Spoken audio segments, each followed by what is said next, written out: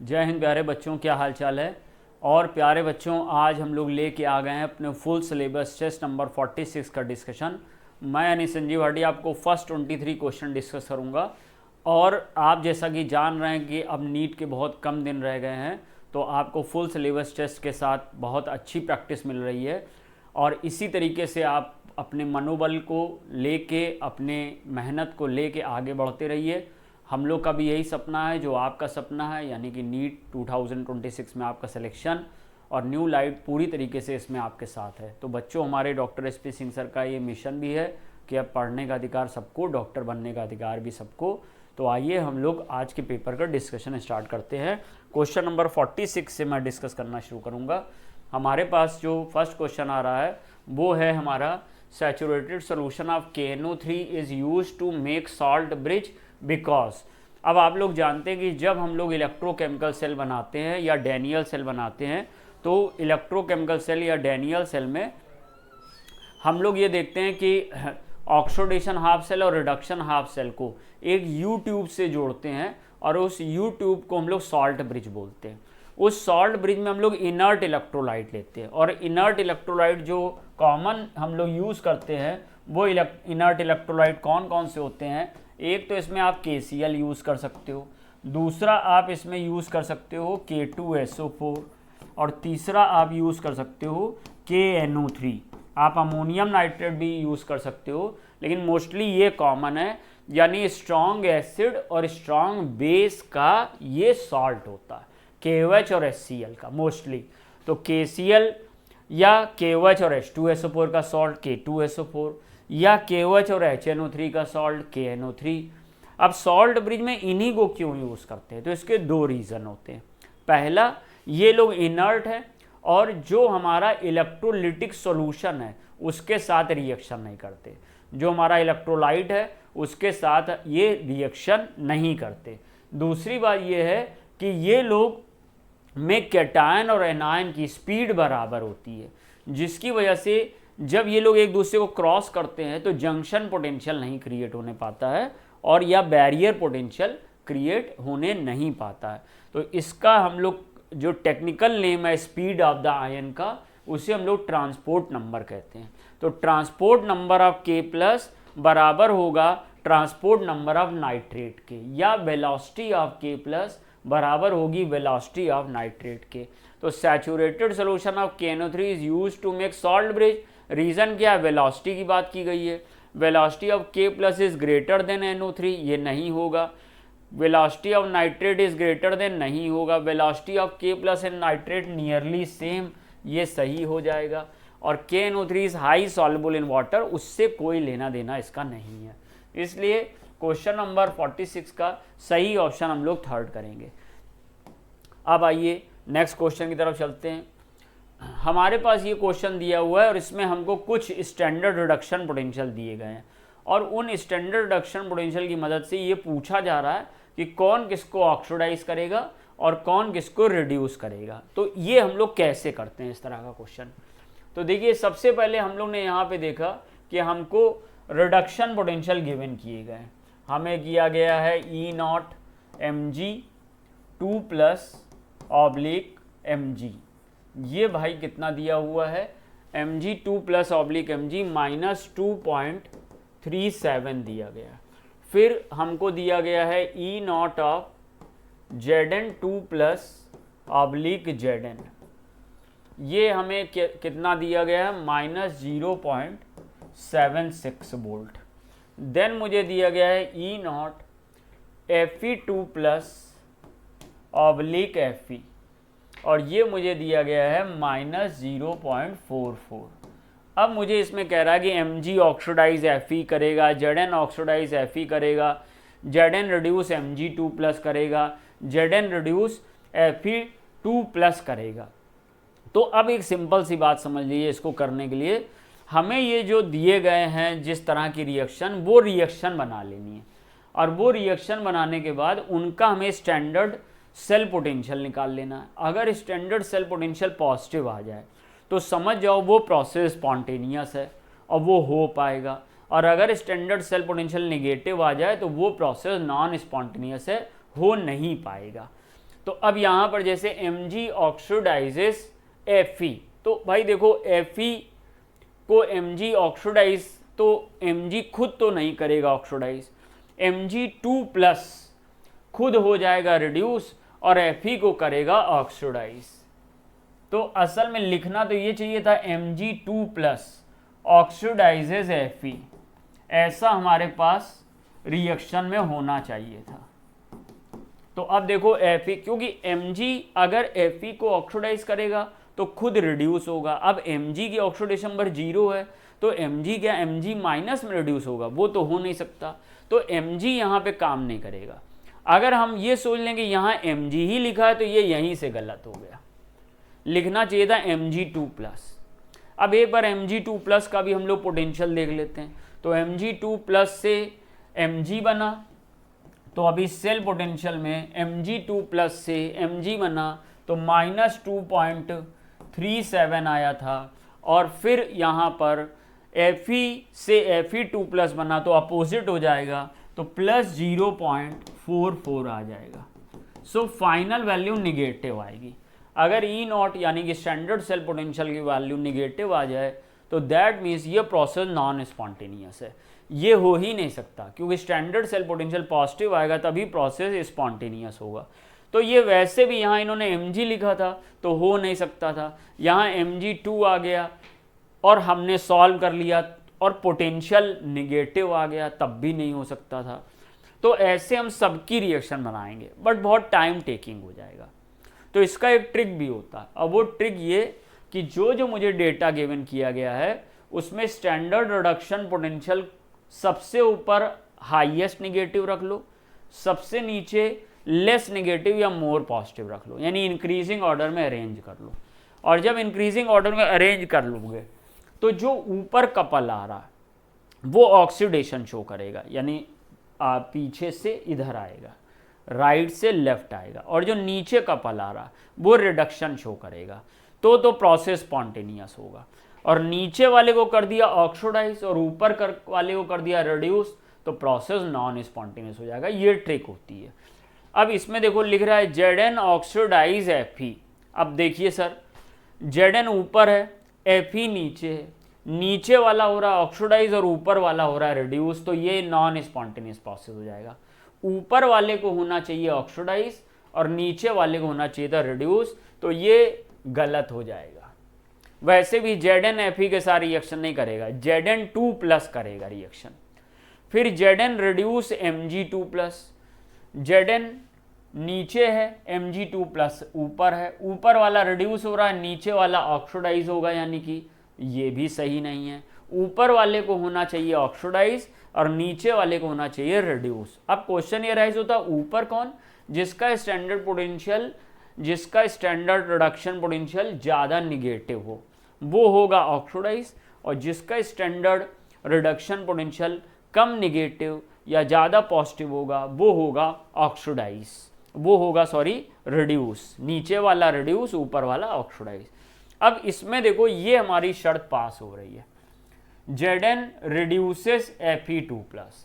Zn और Fe2+ में नीचे कौन है? Fe2+। ये रिड्यूस हो रहा है तो Zn खुद क्या होगा? ऑक्सीडाइज होगा, यानी बात बन गई। अब हम जरा इसको सॉल्व करके इसका पोटेंशियल भी निकाल लेते हैं। तो Zn Fe2+ से बना रहा है, Zn Fe2+ से बना रहा है Zn2+ प्लस Fe। अब बच्चा इसका निकालो पोटेंशियल, इसका पोटेंशियल निकालो। E0 इक्वल टू जिंक से Zn2+ का ऑक्सीडेशन पोटेंशियल निकालो। Zn2+ से Zn में -0.76 आता था, तो Zn से Zn2+ जाओगे तो +0.76 आएगा। फेरस से आयरन होने में -0.44 आएगा। जब सॉल्व करोगे तो फाइनल वैल्यू पॉजिटिव आ जाएगी। जिस सेल का स्टैंडर्ड सेल पोटेंशियल पॉजिटिव आ जाए वो स्पॉन्टेनियस होती है, और यानी वो हो सकता है, इसलिए फोर्थ ऑप्शन हो जाएगा। कोई भी आगे का क्वेश्चन आएगा आप इसी कॉन्सेप्ट करिएगा, सही आंसर आएगा। ये यहाँ पे इलेक्ट्रोकेमिकल सीरीज दिखाई गई है। इसमें स्टैंडर्ड रिडक्शन पोटेंशियल जो पॉजिटिव है वो ऊपर रखे हैं और जो निगेटिव है वो नीचे रखे हैं, लेकिन हमने जो कॉन्सेप्ट बताया है उसमें निगेटिव वालों को ऊपर रखना है और पॉजिटिव वालों को नीचे रखना है। The sum of number of chiral carbon इसमें पता करना है। तो कायरल कार्बन पता करने के लिए हम लोग जैसा कि जानते हैं कि ऐसा कार्बन जो sp3 हाइब्रिडाइज हो और उसके चारों ग्रुप डिफरेंट हों, डिफरेंट ग्रुप अगर लगे हैं, उसकी चारों वैलेंसीज डिफरेंट एटम या ग्रुप से सेटिस्फाइड हैं, तो वो कायरल होता है। सबसे पहले यहाँ पर देखिएगा, इस CH3 में एक से ज़्यादा H हैं, तो ये कायरल नहीं हो सकता। इसमें डबल बॉन्ड है और ये sp2 हाइब्रिडाइज है, इसलिए ये भी कायरल नहीं हो पाएगा क्योंकि हमें sp3 मिलना चाहिए। ये भी डबल बॉन्ड है, ये भी नहीं हो पाएगा। इसमें देखो Cl है, H है, इस तरफ CH3 CH double bond CH है और इस तरफ भी CH double bond CH CH3 है। तो ना तो ये कायरल हुआ, ना ये कायरल, ना ये कायरल, ना ये कायरल और ये भी कायरल नहीं, इसलिए इसके पास 0 कायरल आएगा, 0 कायरल। अब इस कंपाउंड को देखिए, इस कंपाउंड में हम लोग ने चेक किया, बना लेते हैं। CH3 है, फिर इसके बाद 4 बार CHOH है, ये CHOH, ये CHOH, ये CHOH और ये हमारे पास CHOH और इसमें हमारे पास आ गया CH3। तो अगर हम लोग इसको देखें, ये वाला कार्बन देखें, तो इस तरफ CH3 है, इस तरफ H है, इस तरफ OH है, इस तरफ ये कॉम्प्लिकेटेड ग्रुप है। सो ये वाला कार्बन कायरल है। इसमें इधर OH है, इधर H है, इधर CH3 है, COH है और इधर एक कॉम्प्लिकेटेड ग्रुप है 2 कार्बन का, इधर 3 कार्बन है, इधर 2 कार्बन है, तो ये भी कायरल हो गया।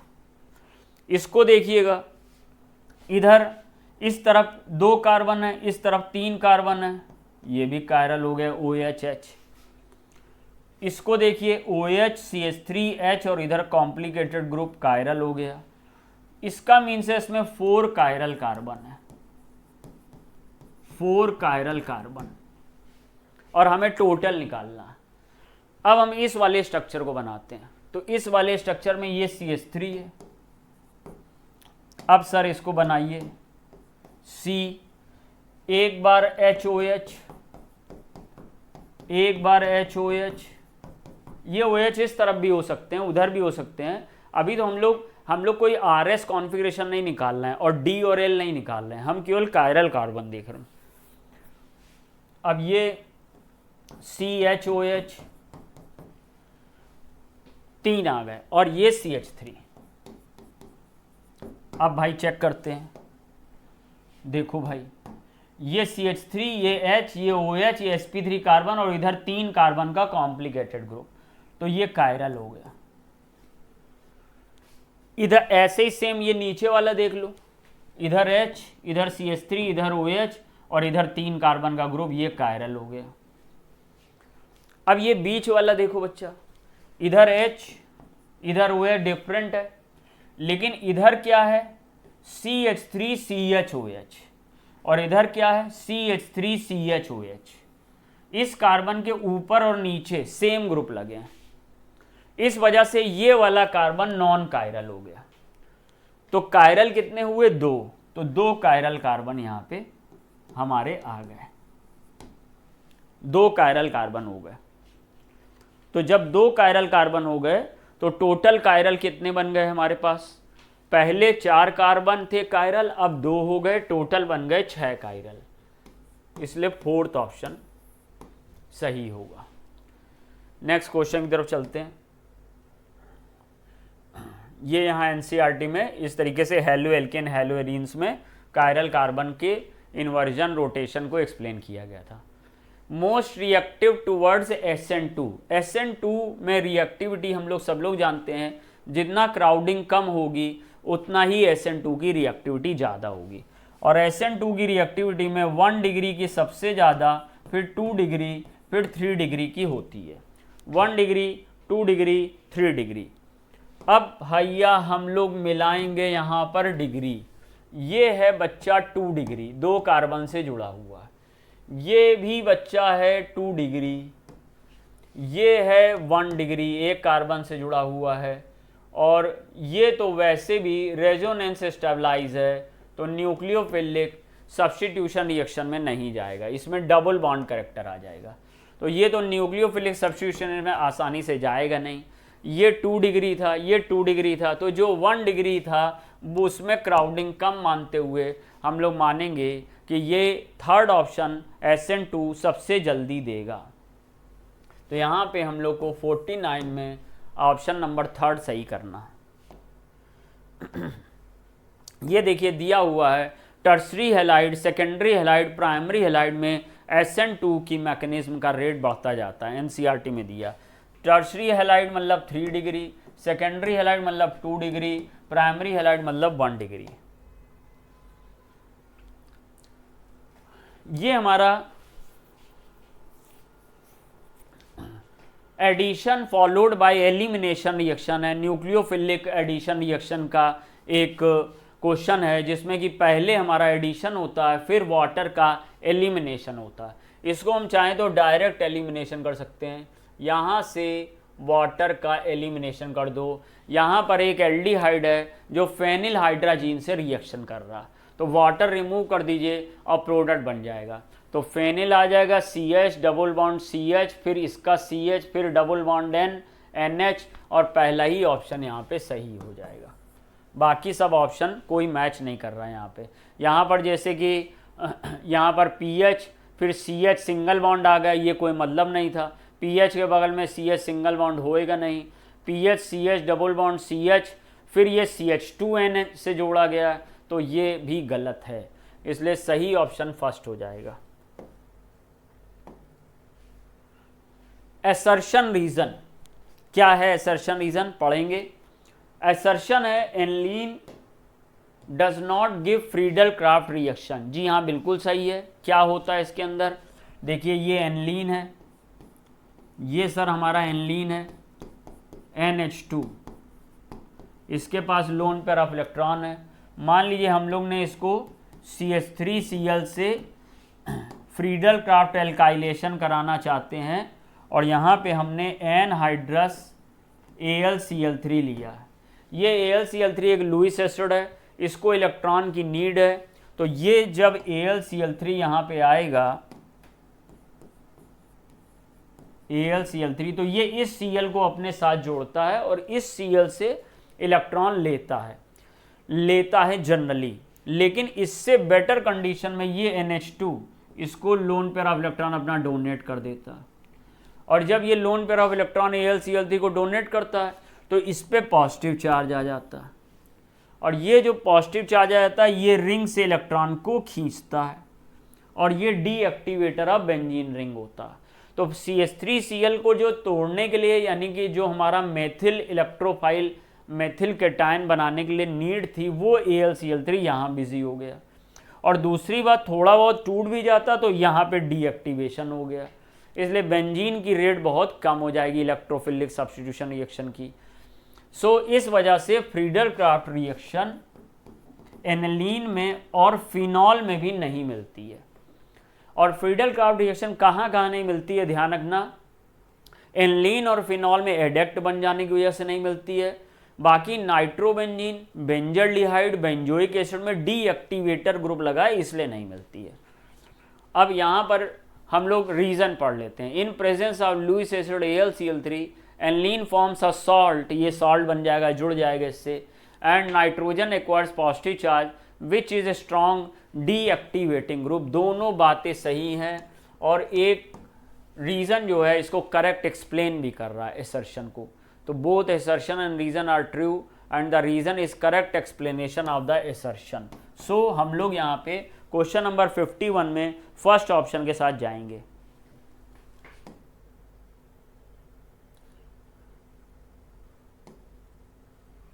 फिर से एक असर्शन रीजन आ गया। Reduction of Easter acid halide with LiAlH4 gives alcohol while amide gives amine. तो ये बात बिल्कुल सही है, बिल्कुल सही है ये बात कि हमारा जो, जैसे हमारे पास मान लीजिए ये ईस्टर है, ये ईस्टर है और ये हमारा ईस्टर के बाद एसिड है, ये हमारा एसिड हैलाइड है।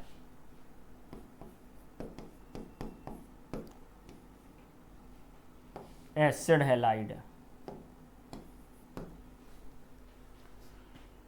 अब क्या होगा जब LiAlH4 आएगा तो LiAlH4 यहां से ये बॉन्ड को ब्रेक करेगा और ये वाला बॉन्ड भी ब्रेक करेगा।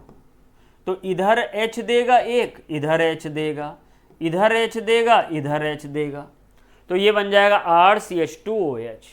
यानी ये डबल बॉन्ड तो OH में कन्वर्ट हो ही जाएगा सब में और बाकी में ये वाला बॉन्ड भी टूट जाएगा।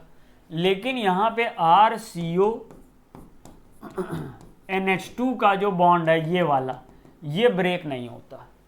इन तीनों में ये बॉन्ड ब्रेक हो जाएगा इजिली। अब क्वेश्चन ये राइज होता कि ऐसा क्यों है, क्यों ऐसा है? तो देखो भाई, अगर हम इसको ब्रेक करें तो ये हमारा RO माइनस में बदलेगा। अगर हम इसको ब्रेक करें तो हमको OH माइनस मिलेगा। अगर हम इसको ब्रेक करें तो हमको Cl माइनस मिलेगा। अगर हम इसको ब्रेक करें, अगर कर पाते तो, अभी हो नहीं रहा, कर पाते तो NH2 माइनस मिलेगा। अब ध्यान से देखिएगा कि ये जो RO माइनस है ये हमारा ROH का एनायन है और ये हमारा जो OH है ये वाटर का एनायन है। ये जो हमारा Cl है ये HCl का एनायन है।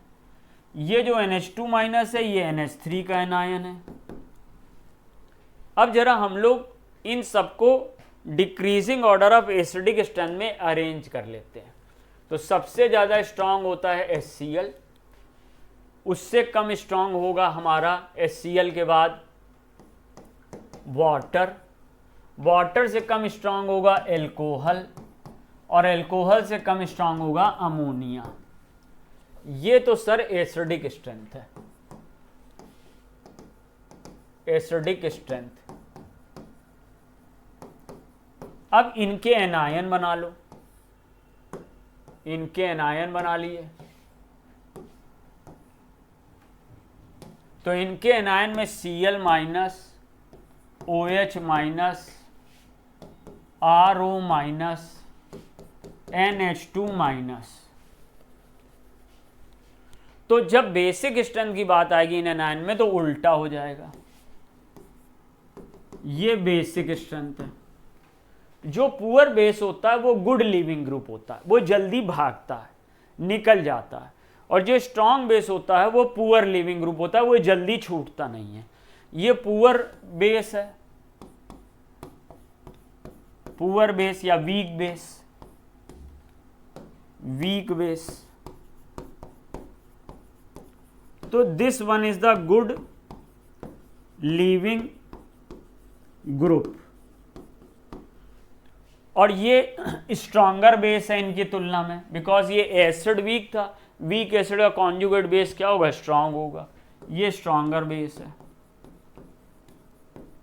अब ये स्ट्रॉन्गर बेस जो है वो हमारा पुअर लिविंग ग्रुप है, ये जुड़ा रहेगा, जल्दी हटेगा नहीं, पुअर लिविंग ग्रुप।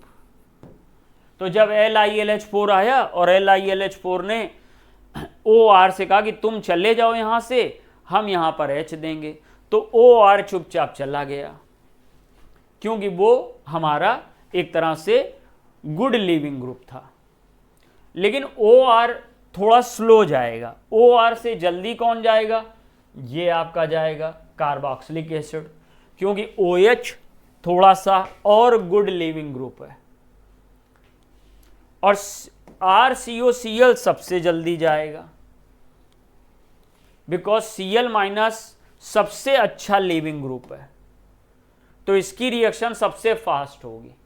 और NH2 माइनस सबसे स्लो जाएगा या जाएगा ही नहीं।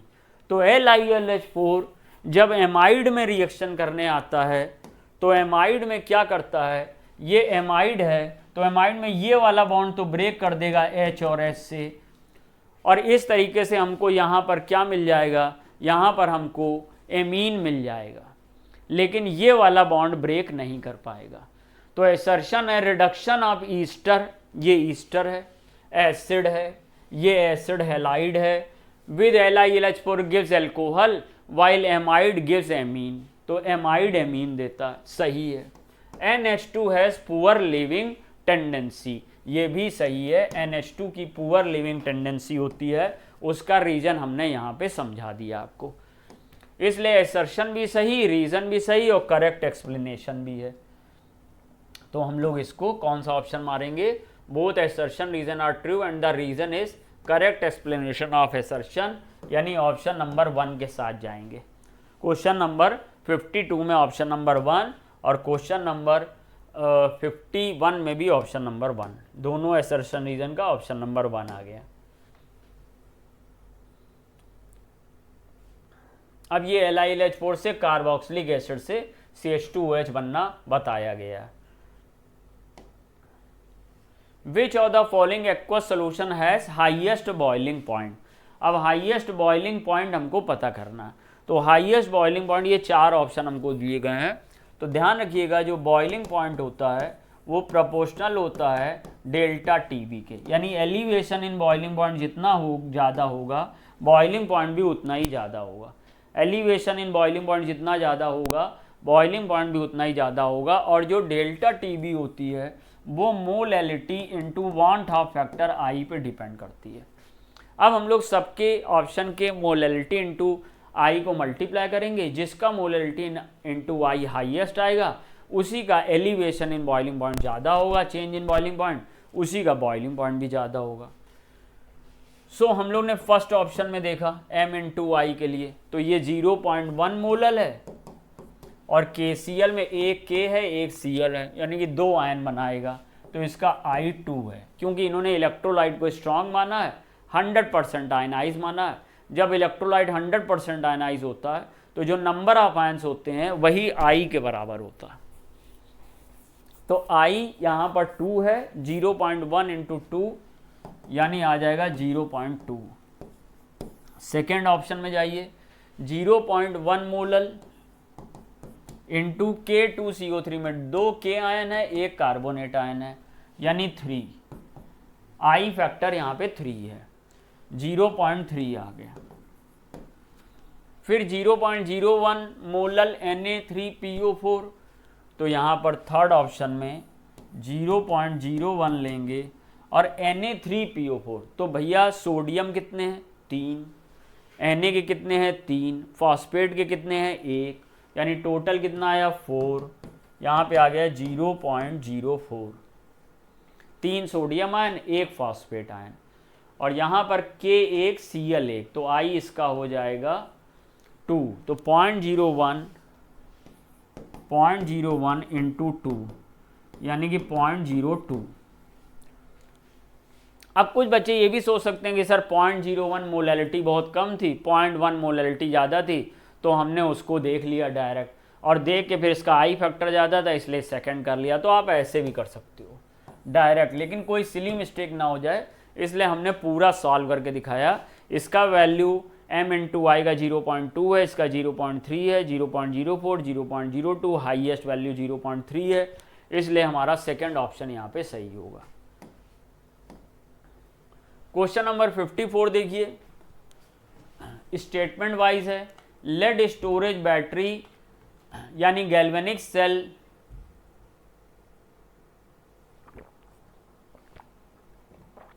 लेड स्टोरेज बैटरी में जो गैल्वेनिक सेल होते हैं वो सीरीज कॉम्बिनेशन में जोड़े जाते हैं, तो बिल्कुल सही है। जैसे ये एक सेल है और battery is the combination of 2 और मोर देन 2 सेल होता है और उनको हम लोग ऐसे जोड़ते हैं। ये बैटरी है और ये सीरीज कॉम्बिनेशन में प्लस माइनस जुड़े हुए हैं, ये बात सही है। Cathode and anode compartments are not separated in lead storage battery, ये बिल्कुल ठीक है। आपने घर में इन्वर्टर वगैरह की बैटरी देखी होगी, एक बड़ा सा कंटेनर बॉक्स होता है और उसमें जो सेल होते हैं अलग अलग, उसमें हर सेल में कैथोड एनोड एक साथ होता है एक कंपार्टमेंट में, और सल्फ्यूरिक एसिड भरा रहता है। तो कैथोड और एनोड एक ही होते हैं। जैसे डैनियल सेल में जिंक इलेक्ट्रोड का कंटेनर अलग है, ऑक्सीडेशन हाफ सेल और रिडक्शन हाफ सेल अलग है, उनको सॉल्ट ब्रिज से जोड़ा गया है। इसमें ऐसा कुछ नहीं होता। तो cathode and anode compartment are not separated in lead storage battery because oxidizing agent and reducing agent both are solid. ये भी बात सही है, क्योंकि इसमें जो हमारा ऑक्सीडाइजिंग एजेंट है वो PbO2 है, वो एक सॉलिड है, और जो रिड्यूसिंग एजेंट है वो Pb है, वो भी एक सॉलिड है। जब ये रिएक्शन होती है तो Pb plus PbO2 plus H2SO4 PbSO4 plus water, ये रिएक्शन होती है। Pb प्लस PbO2 ये हमको करंट प्रोवाइड कर रहा है, डिस्चार्जिंग हो रही है। यहाँ पर Pb की ऑक्सीडेशन नंबर 0 है, यहाँ पर Pb की ऑक्सीडेशन नंबर +2 है, यानी कि Pb खुद हुआ है ऑक्सीडाइज तो दूसरे को करेगा रिड्यूस, तो Pb है रिड्यूसिंग एजेंट, और PbO2 खुद हुआ है रिड्यूस तो दूसरे को करेगा ऑक्सीडाइज, और दोनों ही सॉलिड है। तो ये बात भी सही है। हालांकि इसमें हम लोग ये भी हमारे मन में कन्फ्यूजन क्रिएट हो सकता है कि सर जब हम लोग ने डैनियल सेल पढ़ा था तो Zn को ZnSO4 में डिप किया था, कॉपर को CuSO4 में डिप किया था, वहाँ Zn हमारा एनोड था और कॉपर कैथोड था, तो वो भी तो सर सॉलिड मटेरियल थे, तो फिर वहाँ हमने क्यों सॉल्ट ब्रिज से जोड़ा? तो उसका फिर बहुत ब्रॉड रीज़न आ जाएंगे। वहाँ पर पहली बात तो हमने Zn को ZnSO4 में डिप किया था, कॉपर को कॉपर सल्फेट में डिप किया था। अब वो एक ही कंटेनर में रहते तो Zn आयन और कॉपर आयन एक दूसरे को क्रॉस करते और बैरियर पोटेंशियल क्रिएट होता। यहाँ पे दोनों कैथोड और एनोड का सेम इलेक्ट्रोलाइट है H2SO4, Pb को भी H2SO4 में डिप करना है, PbO2 को भी H2SO4 में डिप करना है। तो ये कंडीशन अलग है और डैनियल सेल की कंडीशन अलग थी। सो ये स्टेटमेंट सही है। Recharging of lead storage battery is non spontaneous process.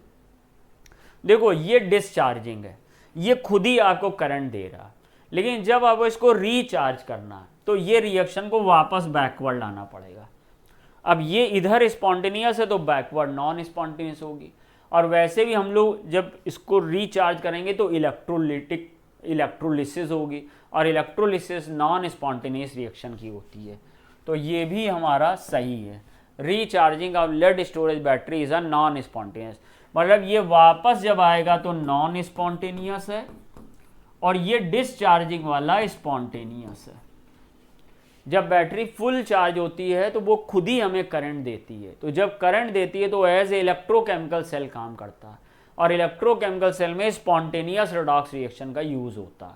और जब हम इसको चार्ज करते हैं तो ये एक इलेक्ट्रोलिटिक सेल बन जाता है, और इलेक्ट्रोलिटिक सेल में non spontaneous redox reaction use होती है। All the above are correct, इसलिए फोर्थ ऑप्शन सही होगा। ये HNO3 के साथ रिएक्शन की, तो HNO3 के साथ जब हम लोग रिएक्शन करने गए हैं नाइट्रेशन, तो क्लोरोबेंजीन हमारा ऑर्थो एंड पैरा डायरेक्टिंग होता है। तो अब ये क्लोरो का ऑर्थो, ये मान लीजिए यहाँ पे NO2 आ गया, मेटा पे आएगा नहीं, ये वाला पैरा बिजी है तो यहाँ आएगा नहीं, तो A ये बनेगा। पूछा हमसे B गया। अब ये CH3ONA के साथ यहाँ पे एक तरह से विलियमसन सिंथेसिस करने की कोशिश की जा रही है, क्योंकि ये जो Cl है ये वैसे तो जनरली न्यूक्लियोफिलिक सब्स्टिट्यूशन रिएक्शन देता नहीं, पार्शियल डबल बॉन्ड कैरेक्टर आ जाता है, लेकिन अगर ऑर्थो और पैरा पे NO2 हो तो न्यूक्लियोफिलिक सब्स्टिट्यूशन रिएक्शन की रेट बढ़ जाती है, और साथ में हीट भी कर रहे हैं। तो हीट कर रहे हैं तो इसलिए ये NaCl यहाँ से निकल जाएगा और इस पर OCH3 ग्रुप आ जाएगा एक जगह पर, और Cl, ये वाला Cl हटेगा नहीं क्योंकि ये मेटा पोजीशन पे NO2 है, तो NO2 मेटा पोजीशन से हेल्प नहीं कर पाता है Cl को जाने में, ऑर्थो और पैरा पोजीशन से करता है। कोई बच्चा कहेगा सर ये वाला Cl भी हटा देते जैसे ये Cl हटाया, तो ये Cl बेटा नहीं हटा सकते हैं, क्योंकि इस Cl को NO2 मेटा पोजीशन से हेल्प नहीं कर पाएगा और इस Cl को ऑर्थो पोजीशन से हेल्प कर देगा। इस तरह से मेरा एक Cl और OCH3 आमने सामने आ जाएगा, Cl OCH3। लेकिन Cl के बगल में NO2 है, ये गड़बड़ हो गया। OCH3 के बगल में NO2 और Cl, ये सही हो गया। तो सेकंड ऑप्शन सही हो गया। इसमें NO2 यहाँ पर आ गया, कोई मतलब नहीं बनता इसका, और इसमें OCH3 Cl और Cl ही रहा, NO2 आया ही नहीं, इसलिए ये भी सही नहीं होगा। तो मेरा जो सबसे बेस्ट ऑप्शन यहाँ पे 55 में होगा वो होगा second option.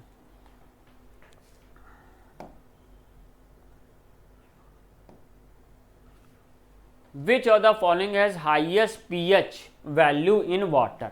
Highest pH value in water हमको देखना। तो देखिए सर, NaCl को पहले आप ब्रेक करिए, Na2CO3 को ब्रेक करिए, NaSCO3 को ब्रेक करिए, KCl को ब्रेक करिए, इनको सबको ब्रेक कर दीजिए। तो जब NaCl को ब्रेक करेंगे तो NaOH और HCl बन जाएगा, strong base strong acid water के अंदर। जब स्ट्रॉन्ग बेस स्ट्रॉन्ग एसिड मिल गया तो pH 7 हो जाएगा। जब Na2CO3 को ब्रेक करेंगे तो NaOH मिल जाएगा और कार्बोनेट आयन से हमको मिल जाएगा, HCO3 माइनस, पहले HCO3 माइनस, और यहां से NaOH मिलेगा और इसमें मिल जाएगा H2CO3। यहाँ कार्बोनेट आयन था, कार्बोनेट आयन को एक H दिया तो HCO3 माइनस मिल गया, इसमें हमको H2CO3 माइनस मिल गया।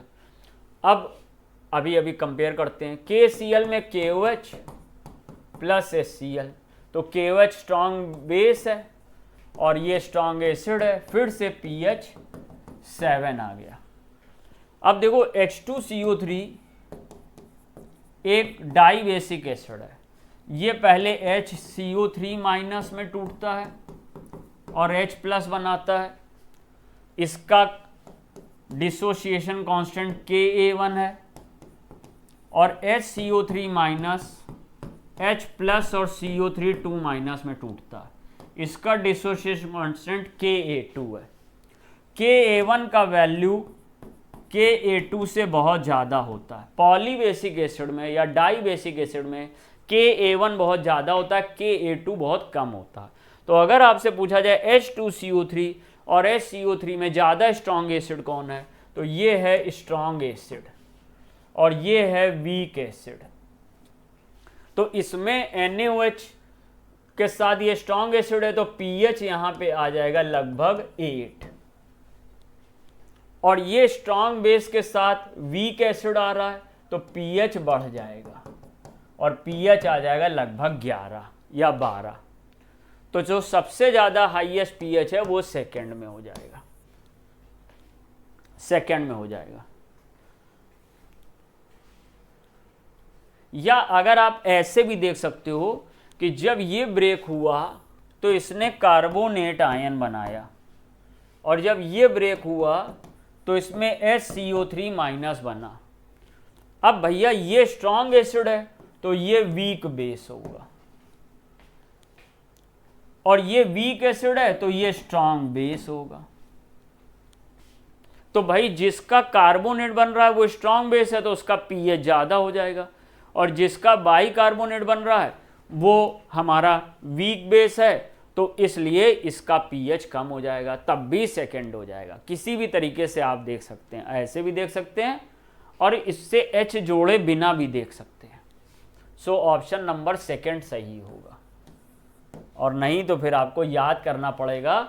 और प्रैक्टिकल केमिस्ट्री में हम लोग इसका एक इंडिकेटर एनालिसिस करते हैं तो वहाँ पे ये बात हमें याद होनी चाहिए कि Na2CO3 और NaSCO3 में Na2CO3 स्ट्रॉन्ग बेस है और उसका pH ज़्यादा होता है और NaSCO3 का कम होता है, तो वैसे भी आप इसको याद कर सकते हैं। अब आइए नेक्स्ट क्वेश्चन की तरफ। If both delta H naught and delta S naught are positive then reaction will be spontaneous at high temperature। ये बात सही है। अगर दोनों साइन सेम हो डेल्टा H नॉट और डेल्टा S नॉट के, तो फिर हम लोग देखते हैं कि डेल्टा H नॉट का साइन क्या। अगर डेल्टा H नॉट का साइन पॉजिटिव है यानी एंडोथर्मिक है तो हाई टेम्परेचर पे स्पॉन्टेनियस होगी, यानी high temperature means equilibrium temperature के ऊपर। और अगर दोनों का साइन निगेटिव है तो फिर हम लोग डेल्टा H का साइन देखेंगे, निगेटिव होना मतलब एक्सोथर्मिक, तो एक्सोथर्मिक लो टेम्परेचर पे स्पॉन्टेनियस होगी। Low temperature means equilibrium temperature के नीचे। ये ओवरऑल स्टेटमेंट सही है, स्टेटमेंट सही है। Statement second, all process with positive entropy change are spontaneous. तो ये बात गलत है क्योंकि हमको एंथैल्पी चेंज भी देखना पड़ेगा। अगर हमारे पास एंट्रोपी चेंज पॉजिटिव है और एंथैल्पी चेंज निगेटिव है तब तो हर टेम्परेचर पे स्पॉन्टेनियस होगा। लेकिन अगर डेल्टा एस पॉजिटिव है और डेल्टा एच भी पॉजिटिव है तो फिर हाई टेम्परेचर पर ही स्पॉन्टेनियस होगा और लो टेम्परेचर पे नॉन स्पॉन्टेनियस हो जाएगा, यानी ये टेम्परेचर डिपेंडेंट हो जाएगा। तो अगर डेल्टा एस पॉजिटिव है तो मामला हो जाएगा temperature dependent. So all process with positive entropy change are spontaneous, wrong हो गया। स्टेटमेंट फर्स्ट करेक्ट और स्टेटमेंट सेकंड इज इनकरेक्ट, यानी कि option number second is correct. तो 57 में हम लोग जाएंगे ऑप्शन नंबर सेकंड के साथ।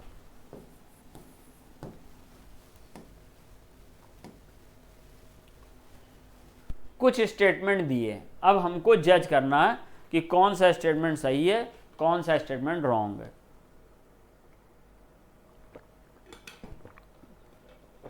Heat on utilisation of 0.3 mole HCl and 1 mole NaOH is -4.11 kilo calorie. तो इसका 0.3 NaOH के 0.3 से रिएक्शन करेगा, और अगर 1 मोल HCl 1 मोल NaOH के साथ रिएक्शन करता, 1 मोल अगर लेते तो heat of neutralisation -13.7 kilo calorie आती। तो 0.3 मोल अगर लेंगे, क्योंकि यहाँ पर HCl लिमिटिंग है, तो HCl के 0.3 मोल NaOH के 0.3 मोल से रिएक्शन करेंगे। अगर HCl भी 1 मोल होता और NaOH भी 1 मोल होता तो -13.7 किलो कैलोरी निकलती। वैसे heat of neutralisation 1 gram equivalent के लिए निकाली जाती है, बट क्योंकि HCl का वैलेंसी फैक्टर 1 है और NaOH का भी वैलेंसी फैक्टर 1 है तो हम 1 मोल से एक्सप्लेन कर दे रहे हैं। तो 0.3 मोल अगर लेते तो -13.7 इंटू 0.3, 3 7 ज़ा 21, 3 3 ज़ा 9 और 11, 3 1 ज़ा 3, यानी कि 4.11 किलो कैलोरी हीट आती, रिलीज होती। Heat of neutralisation of 0.3 mole -4.11 होगी, सही है। For H2O liquid HF is more negative in comparison to formation of H2O vapour. चलो भाई देख लेते हैं। जैसे मान लो हमारे पास ये हुआ, ये H2 है, गैस है, प्लस हाफ O2 गैस है, ये बन रहा है H2O।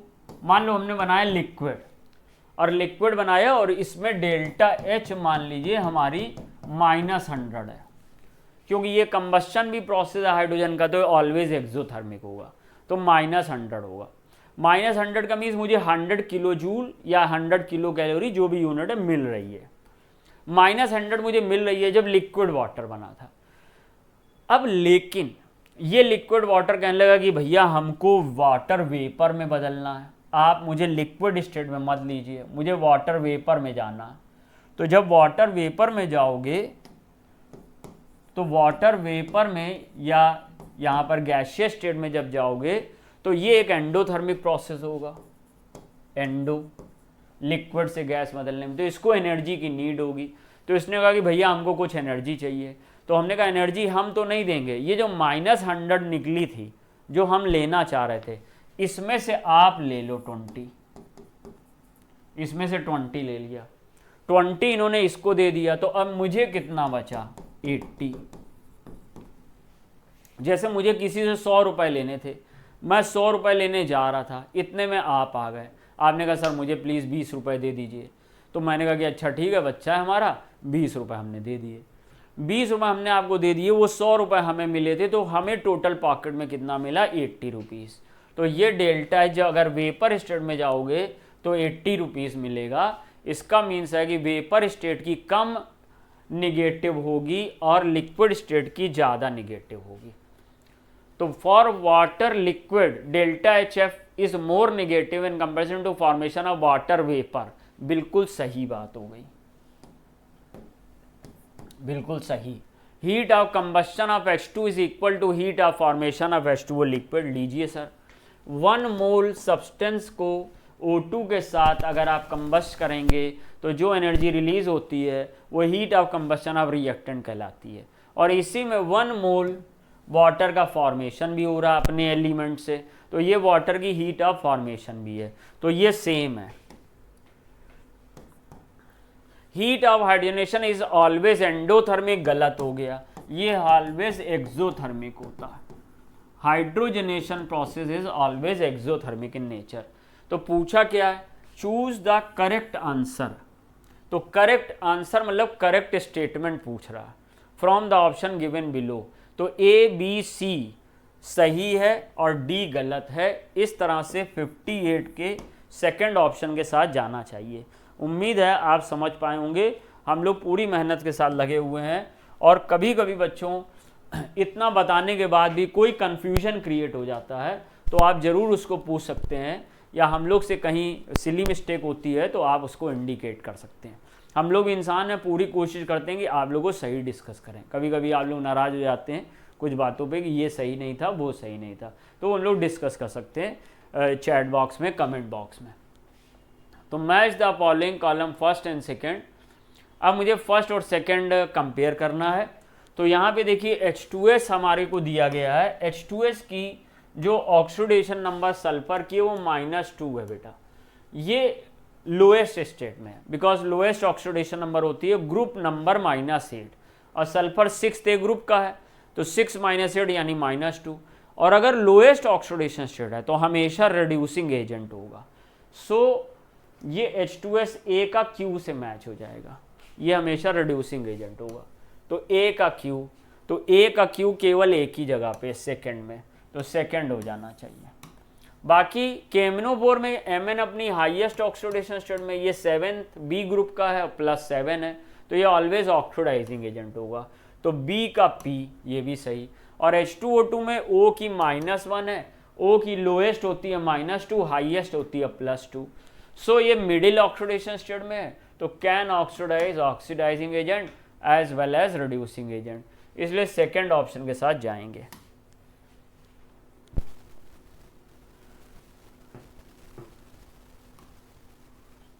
अब आ जाते हैं, देखिए यहाँ पे मुझे पूछा जा रहा है कि इधर कुछ प्रॉपर्टीज दी गई हैं, उनका इक्वल टू इधर दिया गया है, तो हम लोग मैच करते हैं।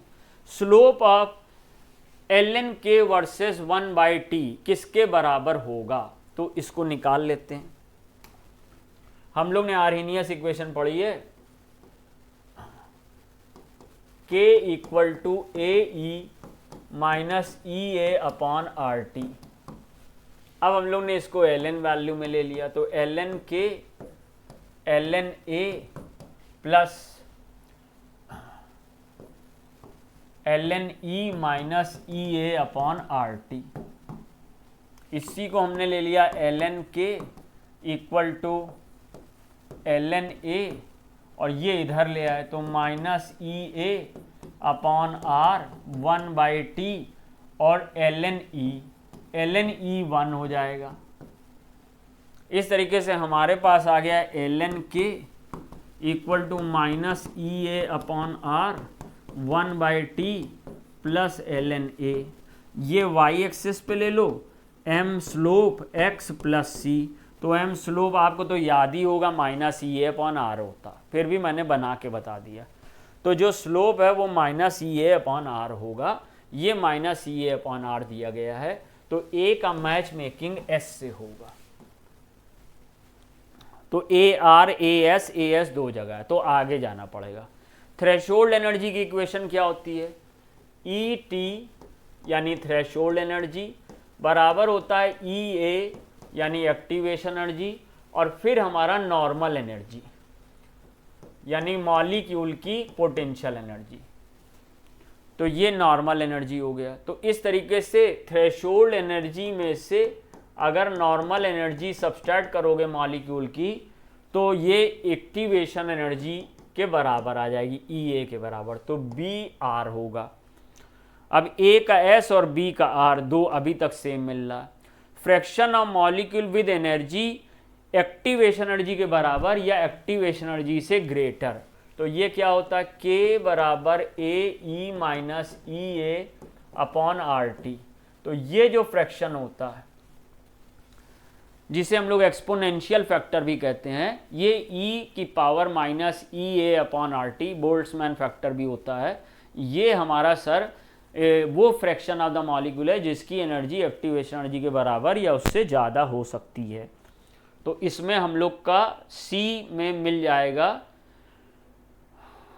ये P मिल जाएगा, तो C में P मिल जाएगा, E की power minus E A upon R T. तो C का P मिल गया सेकेंड में, तो हमारा सही ऑप्शन यहाँ पे हो गया सेकेंड।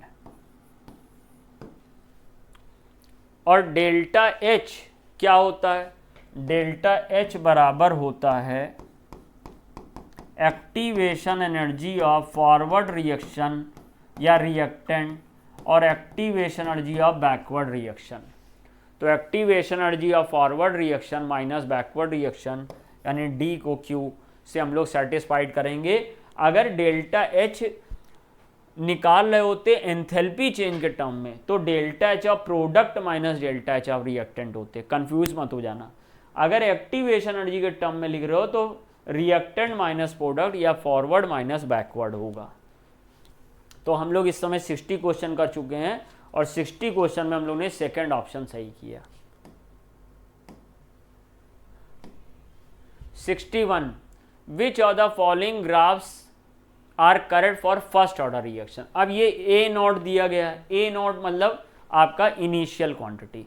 तो इनिशियल क्वांटिटी और टी हाफ में आपको मालूम है कि फर्स्ट ऑर्डर रिएक्शन में जो टी हाफ होती है वो इनिशियल क्वांटिटी पर डिपेंड नहीं करती, और हमारा लाइन आती है parallel to the X axis. तो ये हमारा बी सही हो गया। लेकिन यहाँ ऑप्शन में केवल बी नहीं है, मोर देन वन है, तो ये टी हाफ से ए की तरफ डिक्रीज करते जाना गलत है।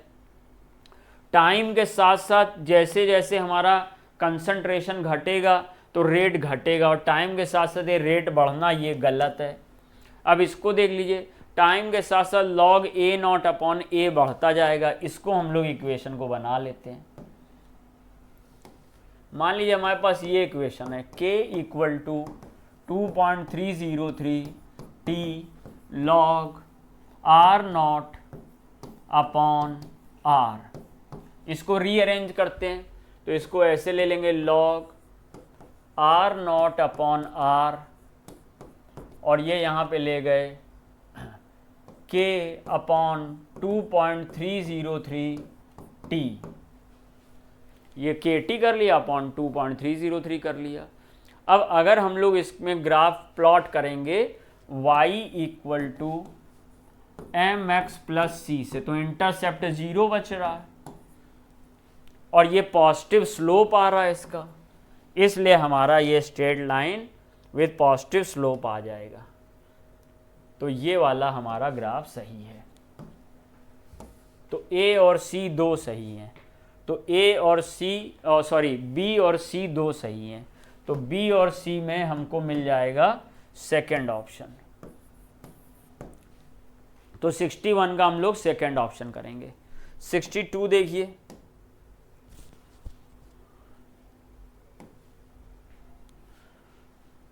According to Maxwell Boltzmann distribution of energy. अब ये Maxwell Boltzmann distribution of energy क्या है देखिएगा। ये मैक्सवेल कर्व ये होता है, मान लो कि ये हमारे पास y एक्सिस है, ये हमारे पास एक्स एक्सेस है, तो हम लोग एक्स एक्सेस पे काइनेटिक एनर्जी ले लेंगे पार्टिकल्स की, और यहां पे नंबर ऑफ पार्टिकल्स ले लेंगे, नंबर ऑफ पार्टिकल्स। तो ये ग्राफ कुछ ऐसे आपका बनने के पहले ये ग्राफ ऐसे बनेगा। ये मान लो हमारे पास टी टेम्परेचर पर ग्राफ है या टी डिग्री सेल्सियस पे, और अगर इसी ग्राफ को हम लोग टेम्परेचर बढ़ा के बनाएं तो ऐसे बनेगा, ये टी प्लस 10 डिग्री सेल्सियस पे। ये मैक्सवेल डिस्ट्रीब्यूशन कर्व है। अब ये यहाँ पर ये वाला जो हमारा पॉइंट है, ये मोस्ट प्रोबेबल काइनेटिक एनर्जी कहलाती है, यानी ज़्यादातर मॉलिक्यूल्स की इतनी है most probable kinetic energy T degree पे।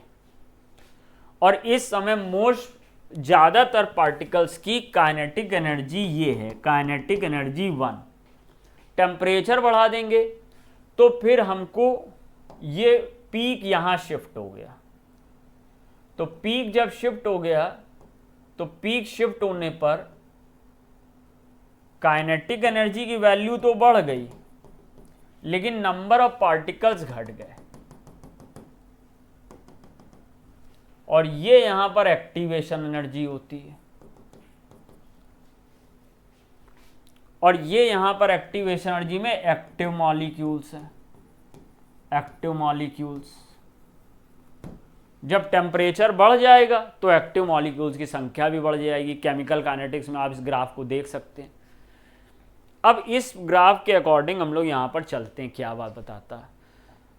The fraction of molecule according to Maxwell Boltzmann distribution of energy, the fraction of molecule with most probable kinetic energy decreases at high temperature. तो देखो यहां पर पहले इतना फ्रैक्शन ऑफ मॉलिक्यूल था, जब temperature बढ़ाया तो फ्रैक्शन घट गया, तो ये बात सही है, तो फ्रैक्शन घट गया, ये बात सही है, ए सही हो गया।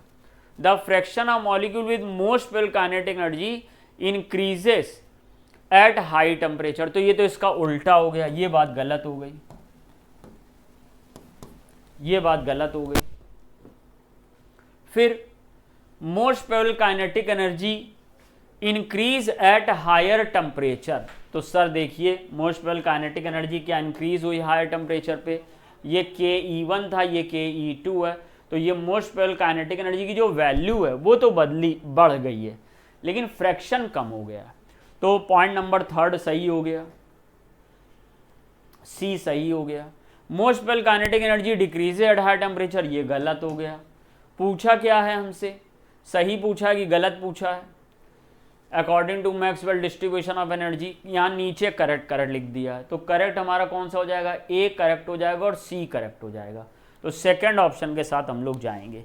ए भी सही और क्या पूछा है, ए सही और सी सही, तो सेकंड ऑप्शन के साथ जाएंगे। 62 में ऑप्शन नंबर सेकंड सही हो जाएगा।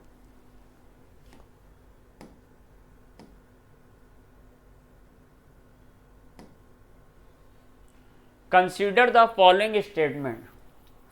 अब हेनरी लॉ के बारे में स्टेटमेंट आ रहा है, तो हेनरी लॉ क्या है पहले समझ लीजिए। हेनरी लॉ की इक्वेशन ये है, P इक्वल टू के एच इंटू एक्स से, ये के एच हेनरी कॉन्स्टेंट होता है और ये अलग अलग गैसेस के लिए अलग अलग वैल्यू आती है। मोस्टली होता क्या है कि जो लेस डिजॉल्व गैसेस होती हैं सॉल्वेंट में या एक्वस सोल्यूशन में या किसी भी सॉल्वेंट में, हम लोग वाटर ले लेते हैं, तो अगर लेस सॉल्युबल है तो के एच का वैल्यू ज़्यादा होगा, हीलियम का जैसे बहुत ज़्यादा होगा, और मोर सॉल्युबल है तो के एच का वैल्यू कम होगा कांस्टेंट टेम्परेचर पे। So K H is the function of nature of the gas, gas के नेचर पे डिपेंड करेगा। कैसे नेचर पे, जैसे SO2 एक पोलर गैस है, polar gas are more soluble in polar solvent water, तो SO2 घुलेगी ज़्यादा, तो SO2 का जो के एच होगा वो कम होगा। हीलियम या H2 गैस नॉन पोलर, तो non polar gases less dissolve होंगी वाटर में, तो उनका के एच ज़्यादा होगा। तो ये नेचर ऑफ गैस पे के एच डिपेंड करता। अब के एच अगर प्रेशर कांस्टेंट कर दो, के एच बढ़ाओ तो mole fraction of soluble gas घट जाएगा सॉल्वेंट में, तो सॉल्युबिलिटी घट जाएगी। और KH टेम्परेचर के प्रोपोर्शनल होता है। भाई सब लोग जानते हैं टेम्परेचर बढ़ा रहे हो किसी सॉल्यूशन का तो गैस उड़ जाएगी, तो टेम्परेचर बढ़ाओगे तो सॉल्युबिलिटी घटेगी, तो KH क्या होगा, बढ़ेगा, तो KH टेम्परेचर के प्रोपोर्शनल होता है। अब इन सब बातों को हम लोग देखते हैं। For different gases Henry constant different at same temperature, अभी बताया कि गैस के पोलर, नॉन पोलर और दूसरे नेचर पर डिपेंड करता है। फिर higher the value of Henry constant at given pressure, lower is the solubility of the gas in the liquid. Higher the value of Henry constant बढ़ा दो, at lower is the solubility of the gas in liquid, ये बात भी सही है। और Henry constant is a function of the nature of the gas, ये भी सही है। Henry constant does not depend upon temperature, ये बात गलत है। Which statement is are not correct, तो नॉट करेक्ट में केवल कौन नॉट करेक्ट है, तो हमारा डी नॉट करेक्ट है, इसलिए ऑप्शन नंबर 3 हो जाएगा। तो 63 का ऑप्शन नंबर 3 हम लोग करेंगे। अब आगे चलते हैं क्वेश्चन नंबर 64 पे। Match list first and list second, match list first and list second. क्या करना, नंबर ऑफ सिग्मा और पाई बॉन्ड गिनने हैं। तो मेथेनल, मेथेनल क्या है, HC डबल बॉन्ड OH, ये मेथेनल है। तो इसमें कितने सिग्मा बॉन्ड है, 3 सिग्मा और 1 पाई, तो A से मैच हो जाएगा 4। कार्बन मॉलिक्यूल C2, C2 में सभी जानते हैं C2 का बॉन्ड ऑर्डर 2 होता है, दोनों पाई बॉन्ड होते हैं, तो B का हमारा मैच हो जाएगा फर्स्ट के साथ, 2 pi bond no sigma bond, तो A का 4 और B का फर्स्ट, A का 4 B का फर्स्ट 2 जगह है, तो आगे जाना पड़ेगा। इथीन, इथीन है हमारा ये मॉलिक्यूल इथीन, तो 1 2 3 4 5, 5 सिग्मा और 1 पाई, तो 5 सिग्मा एंड 1 पाई, तो 5 सिग्मा एंड 1 पाई, यानी कि C का सेकेंड, तो C का सेकेंड यानी ऑप्शन नंबर 4 सही हो जाएगा। तो 64 में हम लोग ऑप्शन नंबर 4 सही करेंगे। नेक्स्ट क्वेश्चन की तरफ चलते हैं। 65, हमको शेप के बारे में पता करना। तो हमारे पास दिया हुआ है H3O प्लस, ये देखिए H3O प्लस में इस तरीके से शेप बनेगी, तो ये शेप हमारी पिरामिडल शेप है, तो ए हमारा बन जाएगा ट्राइगोनल पिरामिडल, ए का सेकंड सही हो जाएगा। NO2 माइनस, NO2 माइनस ऐसे बनेगा, NO2 माइनस, ये है आपका ज्योमेट्री, इसकी ट्राइगोनल प्लेनर है और वी शेप या बेंड शेप है, तो यहाँ पे शेप पूछी गई है, बेंड शेप है, यानी कि बी का थर्ड, तो ए का सेकंड और बी का थर्ड, ए का सेकंड और बी का थर्ड 2 जगह आ रहा। XCF6, तो XCF6 में हम लोग को मालूम है कि XCF6 में sp3d3 हाइब्रिडेशन होता है, और sp3d3 हाइब्रिडेशन में विद 1 लोन पेयर होता है, तो इसे डिस्टॉर्टेड ऑक्टाहेड्रल बोलते हैं। तो डिस्टॉर्टेड ऑक्टाहेड्रल यानी C का फर्स्ट, तो C का फर्स्ट हो गया, A का सेकंड, B का थर्ड, C का फर्स्ट, और D का हमारा बच जाएगा फोर्थ, A का सेकंड, B का थर्ड, C का फर्स्ट, D का फोर्थ, यानी ये हो जाएगा सेकंड, सेकंड ऑप्शन। XCOF4 बना लीजिए, XCOF4 ऐसे बनता, ये जेनॉन होता है, 4 फ्लोरीन ऐसे आ जाते हैं, ये स्क्वायर प्लेनर हो जाएगा और एक डबल बॉन्ड ऊपर हो जाएगा, तो इसको बोलेंगे स्क्वायर पिरामिडल, तो ये हमारा स्क्वायर पिरामिडल बन गया। यहां पर हमारा आंसर कौन सा सही हो गया, second. Azimuthal quantum number informs about the, तो एजीमुथल क्वांटम नंबर हमें क्या बताती है, एजीमुथल क्वांटम नंबर हमको शेप बताती है ऑर्बिटल का, तो ओरिएंटेशन मैग्नेटिक क्वांटम नंबर बताता है, size of the orbit principal quantum number बताता है, ऑर्बिट नहीं, ऑर्बिटल होना चाहिए था, शेप ऑफ ऑर्बिट नहीं। ऑर्बिट मतलब शेल होता, शेल को तो बोर सर ने सबने सर्कुलर माना था, तो शेल की बात ही नहीं। तो शेप ऑफ ऑर्बिटल यानी कि अगर azimuthal quantum number L equal to 0 है तो एस ऑर्बिटल होगी स्पाइरकल शेप होगा, एल इक्वल टू 1 है तो पी ऑर्बिटल होगी डम्बेल शेप होगा। तो फोर्थ ऑप्शन सही होगा। The correct decreasing order of atomic radii is, तो atomic radii carbon, nitrogen, oxygen, fluorine, ये सब लोग सेकेंड पीरियड के एलिमेंट हैं। तो कार्बन का ZeFF कम है, उससे ज़्यादा ZeFF N का है तो कम हो जाएगा, फिर O फिर F। वैसे भी लेफ्ट से राइट जाने पे एटॉमिक रेडियस डिक्रीज करती जाती है, इसलिए सही ऑप्शन फर्स्ट हो जाएगा।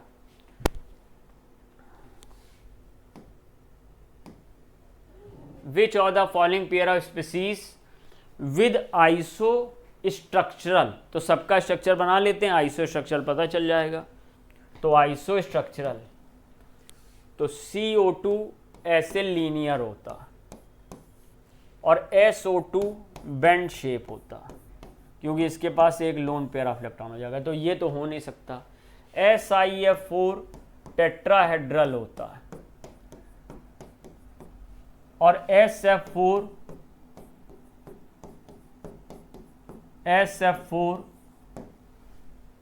हमारा सीसॉ होता है, तो ये भी नहीं हो सकता। XCF2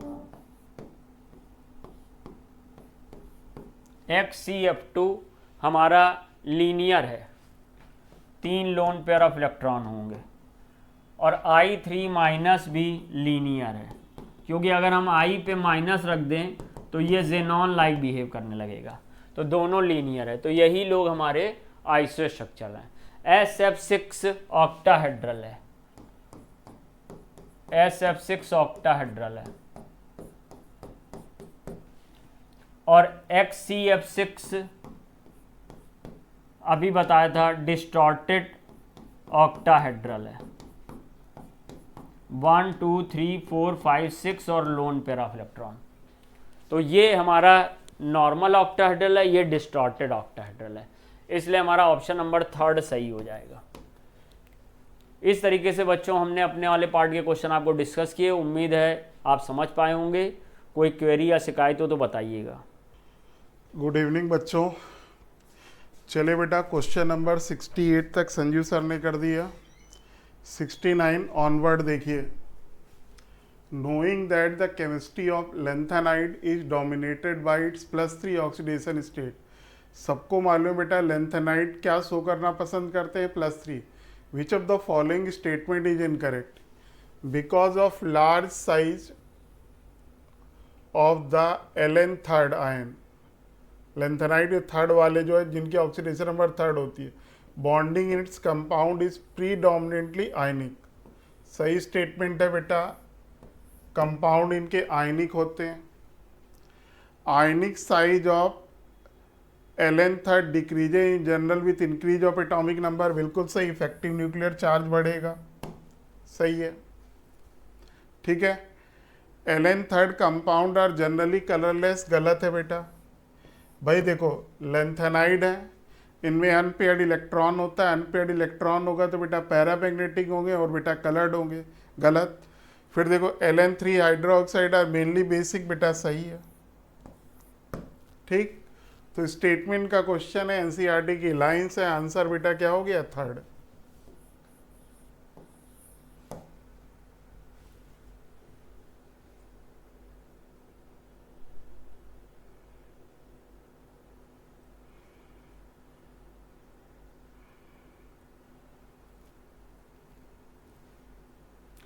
फिर देखिए बेटा बैलेंसिंग का क्वेश्चन है, ABCD, तो बहुत आसान है बैलेंसिंग बेटा। IO3 माइनस, I माइनस, ये बेटा 2 बार आप इसको I2 लिख लो, क्योंकि ऑक्सीडेशन का भी प्रोडक्ट बेटा I2 है, रिडक्शन का प्रोडक्ट भी I2 है। अब आइए जरा बेटा इसको इससे रिलेट कर लो, इसको इससे रिलेट कर लो। अब देखो बेटा सबसे पहले तो एटम बैलेंस कर लो, यहाँ 2 का गुणा कर लो बेटा, यहाँ 2 का गुणा कर लो, जिससे आई आपका बैलेंस हो जाए। अब जरा ऑक्सीडेशन नंबर देखो बेटा, यहाँ बेटा +5 है, यहाँ बेटा 0 है, तो चेंज बेटा कितने का है, 2 × 5 यानी 10 का है। इस वाले में देखो बेटा -1, इससे बेटा क्या हो रहा है, 0, चेंज कितने का है, 2 × 1।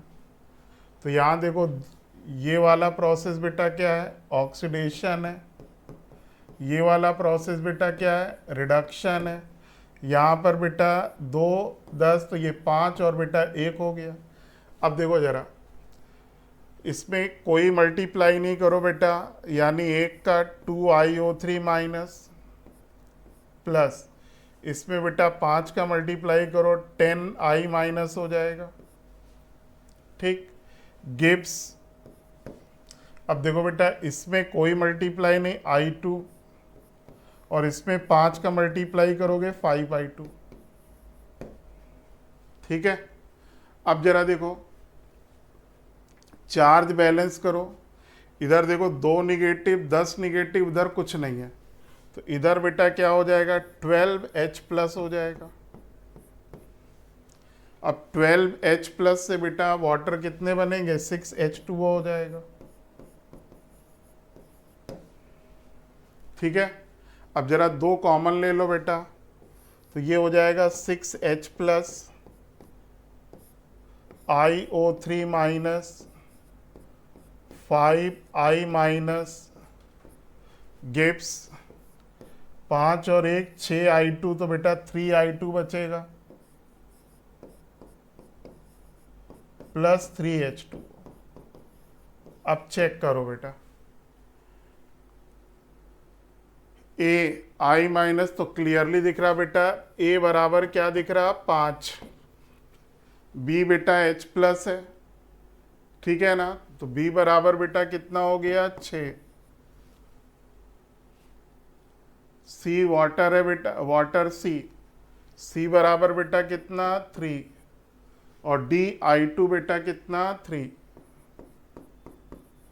चेक करो बेटा कौन सा आंसर है, 70 का आंसर देखो कौन सा है,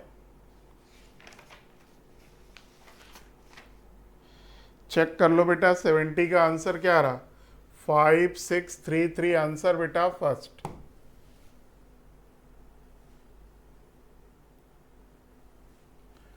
फिर देखो बेटा थर्मोडायनामिक्स का बहुत सिंपल सा क्वेश्चन है, बॉन्ड एनर्जी का क्वेश्चन है। तो सबसे पहले बेटा अपनी रिएक्शन को बॉन्ड में कन्वर्ट करो,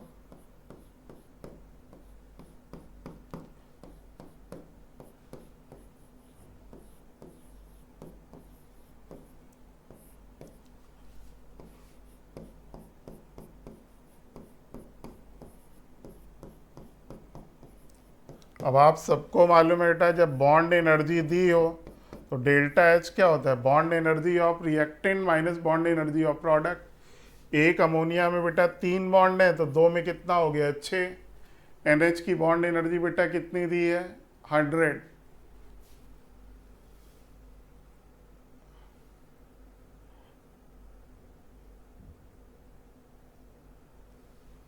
bond enthalpy for NH, Cl, Cl and HCl are this respectively।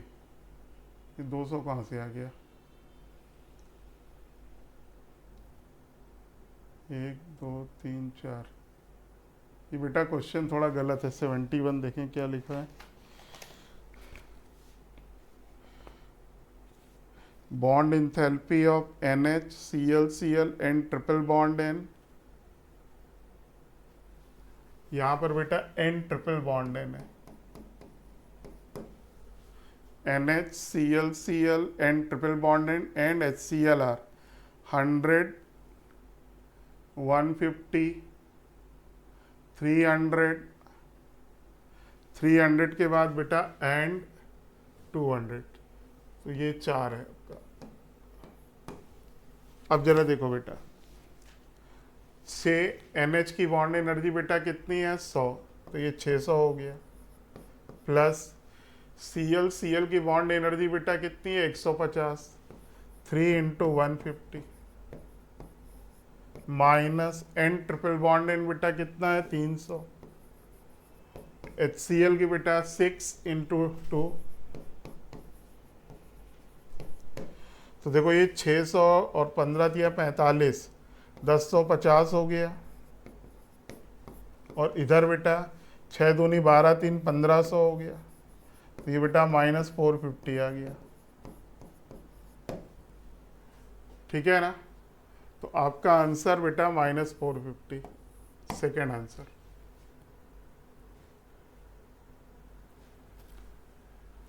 फिर देखिए डी ब्लॉक का क्वेश्चन है, डी ब्लॉक पी ब्लॉक का compound. Read carefully the following. Solubility, potassium dichromate की सॉलिबिलिटी बेटा, सॉरी सोडियम डाइक्रोमेट की solubility बेटा potassium dichromate से ज़्यादा होती, रटने वाला है। फिर देखो यहाँ पर बेटा पाई बॉन्ड, N2 में बेटा 1 पाई बॉन्ड होता है, सॉरी 2 पाई बॉन्ड होता है, और B2 में बेटा 1 पाई बॉन्ड होता है। B2 में बेटा कोई सिग्मा बॉन्ड नहीं होता है। B2 और C2 में बेटा केवल पाई बॉन्ड होता है। B2 में बेटा 1 होता है, C2 में बेटा 2 होता है। NH3 ग्रेटर देन PS3 सही है, ठीक है ना। अमोनिया का बेसिक कैरेक्टर 5th ग्रुप के हाइड्राइड में सबसे ज़्यादा, क्योंकि इलेक्ट्रॉन डेंसिटी बेटा नाइट्रोजन का साइज छोटा है, इलेक्ट्रॉन डेंसिटी बेटा ज़्यादा। फिर देखो बेटा बॉन्ड लेंथ बेटा, बॉन्ड एनर्जी SS की ज़्यादा होती है, तभी बेटा देखो ऑक्सीजन बेटा O2 बनाता है, जबकि S बेटा क्या बनाता है S8। SS की बॉन्ड एनर्जी बेटा O से ज़्यादा होती है, इसीलिए बेटा वो S8 बनाता है। फिर आप सबको मालूम है 4th ग्रुप में कार्बन की कैटिनेशन पावर बेटा सबसे ज़्यादा होती है, इसलिए कार्बन बेटा लाखों कंपाउंड बनाता है। तो ये बेटा आपका ये भी सही है। तो पांचों स्टेटमेंट आपके बेटा सही है। 4th ग्रुप में कैटिनेशन पावर बेटा कार्बन की सबसे ज़्यादा, इसीलिए बेटा इनकी लॉन्ग चेन्स बनती है।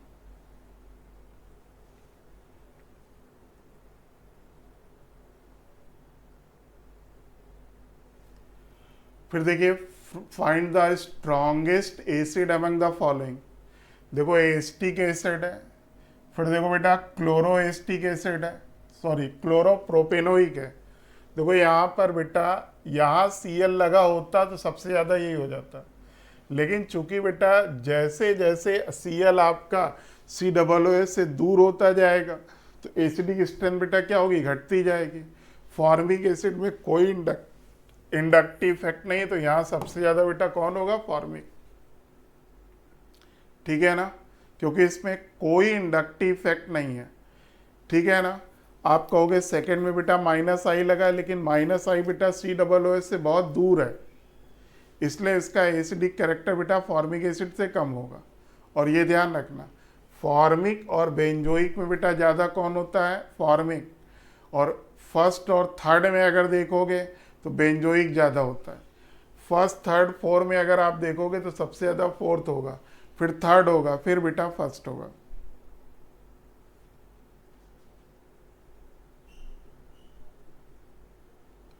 देखो अगर ये बेटा आपका Cl 2 नंबर पे होता, क्लोरो एसिटिक एसिड होता, तो बेटा वो फॉर्मिक से ज़्यादा होता। अब यहाँ देखो क्लोरोप्रोपेनोइक एसिड है, फॉर्मिक एसिड से देखो बेटा कम है, NCERT की लाइन है ये। ठीक है ना। और एसिटिक एसिड देखो बेटा, एसिटिक एसिड यहाँ पर है, बेंजोइक एसिड यहाँ पर, यही चारों है आपके ऑप्शन।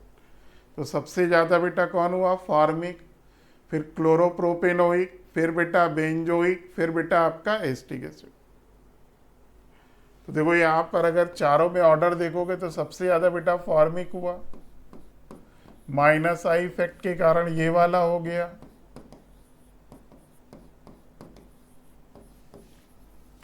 इसके बाद बेटा बेंजोइक हो गया,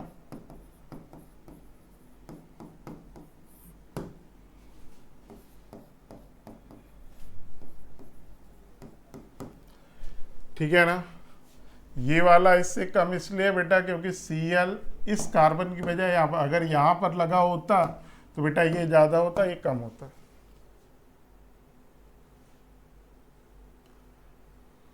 अगला देखो बेटा,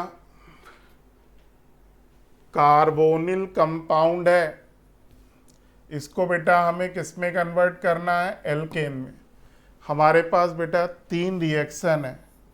number 1 red phosphorus HI, number 2 बेटा क्लीमेंसन रिडक्शन, नंबर 3 बेटा वुल्फ किचनर रिडक्शन। पहले स्टेप में हाइड्रोजन से रिएक्शन कराते हैं, हाइड्राजोन बनता है।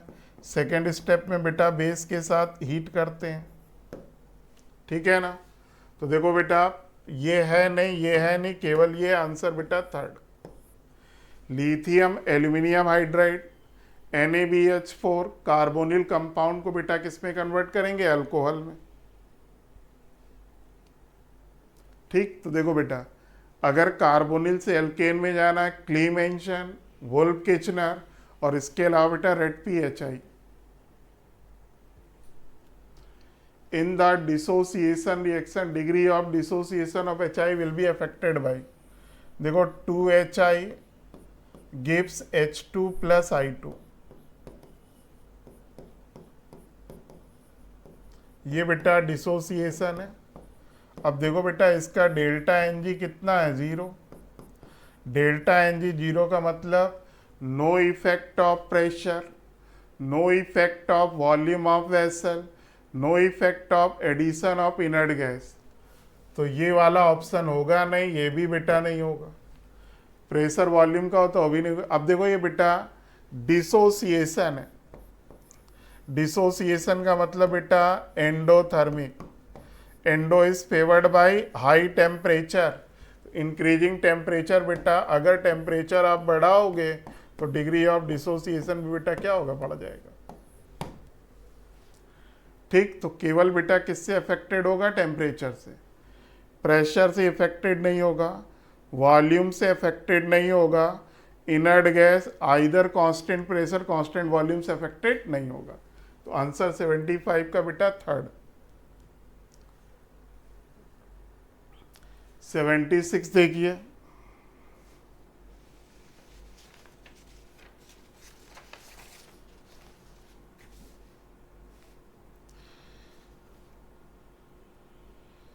बहुत सिंपल सा क्वेश्चन है बेटा। इन्होंने देखो पीएच बेटा कितना दिया, 13। आपसे क्या पूछा, हाइड्रोक्साइड आयन। तो बेटा POH कितना हुआ, 1। OH माइनस कितना हुआ, 10 की पावर -1। यूनिट बोलो बेटा, मोल पर लीटर। आपसे 1 लीटर में नंबर ऑफ आयन पूछ रहा, तो नंबर में बेटा कितना हुआ, 10 की पावर -1, 6 इंटू 10 की पावर 23 इन 1000 ml, ये 1000 ml में। तो बेटा पर ml में आपको चाहिए, आपको तो 1 ml में चाहिए ना, तो ये 6 इंटू 10 की पावर 22, ये -1 एक पावर कम कर दी, इसको बेटा 1000 से क्या कर दो, डिवाइड, 6 इंटू 10 की पावर 19 हो गया।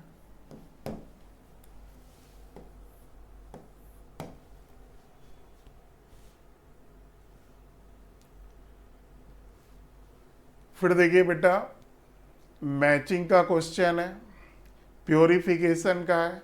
Best and latest technique for isolation, purification and separation of organic compound बेटा क्या है, क्रोमेटोग्राफी। सबसे मॉडर्न टेक्निक है। देखो बेटा क्रोमेटोग्राफी कहाँ लिखा है, तो ए का बेटा फर्स्ट, ए का first in Lassaigne test of nitrogen. बेटा के नाइट्रोजन के टेस्ट में कैसा कलर आता है, प्रूसियन ब्लू। तो 77 का बेटा क्या हो जाएगा, प्रूसियन ब्लू कहाँ लिखा है, फोर्थ हो गया। फर्स्ट के बाद बेटा फोर्थ,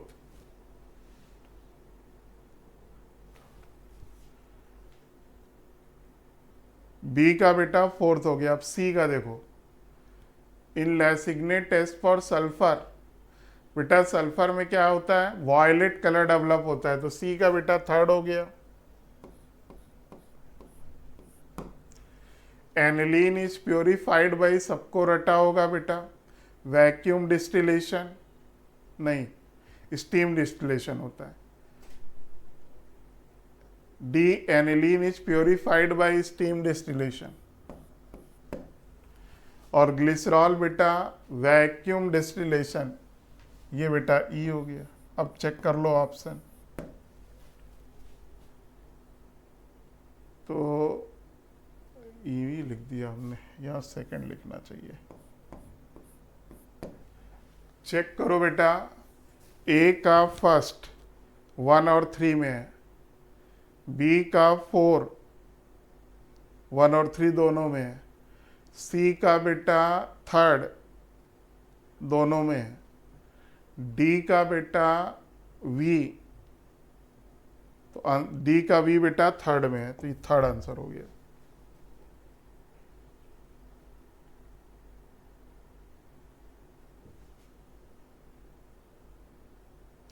देखो ग्लिसरॉल बेटा distillation under reduce pressure method, इसी को कहते हैं वैक्यूम डिस्टिलेशन। और एनिलीन का प्योरिफिकेशन बेटा किससे होता है? एनिलीन का प्योरिफिकेशन बेटा आपका होता है स्टीम डिस्टिलेशन से। अब जरा देखिए, आपको ये रिएक्शन दिया है, रिएक्शन में बेटा +30 लिखा है, तो डेल्टा एच क्या होगा? -30। फॉरवर्ड की एक्टिवेशन आपको दिया है बेटा कितना? 20। बैकवर्ड की पूछ रहा है, तो डेल्टा एच बोलो बेटा, activation of forward minus activation of backward. तो यहाँ बेटा कितना है? -30। ये बेटा कितना है? 20। इसको x मान लो, x बराबर बेटा कितना हो गया? +50। एक्टिवेशन एनर्जी बेटा कभी भी नेगेटिव नहीं होती, ध्यान रखिएगा। एक्टिवेशन एनर्जी बेटा कभी भी नेगेटिव नहीं होती, चाहे फॉरवर्ड हो या बैकवर्ड। अब आईपीएसी नेम बेटा देखो, इधर से भी 2 नंबर पर है, इधर से भी 2 नंबर पर है, लेकिन इधर से 2 नंबर पे देखो ब्रांचिंग है, तो उसको प्रेफरेंस दे दो। 1 2 3 4 5, क्या नाम होगा बेटा? 2 methyl pentane 2,4 diol, fourth answer.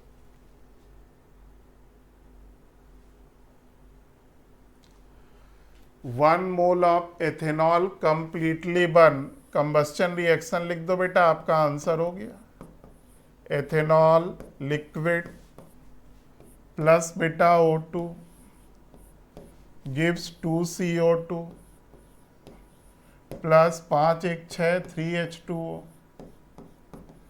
Liquid 2 दूनी 4 3 7 7/2 O2। तो देखो 1 मोल से बेटा कितना? 2 मोल। 2 मोल बेटा ग्राम में कितना? 88 ग्राम। और अगर वॉल्यूम पूछता 44.8 लीटर हो जाता। 80 का 4 हो गया। फिर देखो species with non zero dipole moment, zero dipole moment है तो किसका होता है? सिमेट्रिकल का। पहला ऑप्शन बेटा देखो क्या है? PCl3। ये भी ऑप्शन वाइज सही नहीं है, ये पेपर में ऑप्शन कुछ बना हुआ है। PCl3 F2 PCl5 PCl सही है। चलो अब जरा देखो PCl3 F2, देखो बेटा यहाँ पर हाइब्रिडाइजेशन देखोगे तो क्या है? sp3d है, ट्रायगोनल बाई पिरामिडल, कोई लोन पेयर नहीं है। लेकिन आपको मालूम है बेटा, अगर सराउंडिंग एटम डिफरेंट हो, यानी इलेक्ट्रोनिगेटिविटी डिफरेंट है, तो मोर इलेक्ट्रोनिगेटिव बेटा कहाँ पर होता है? एक्सियल पोजीशन पे।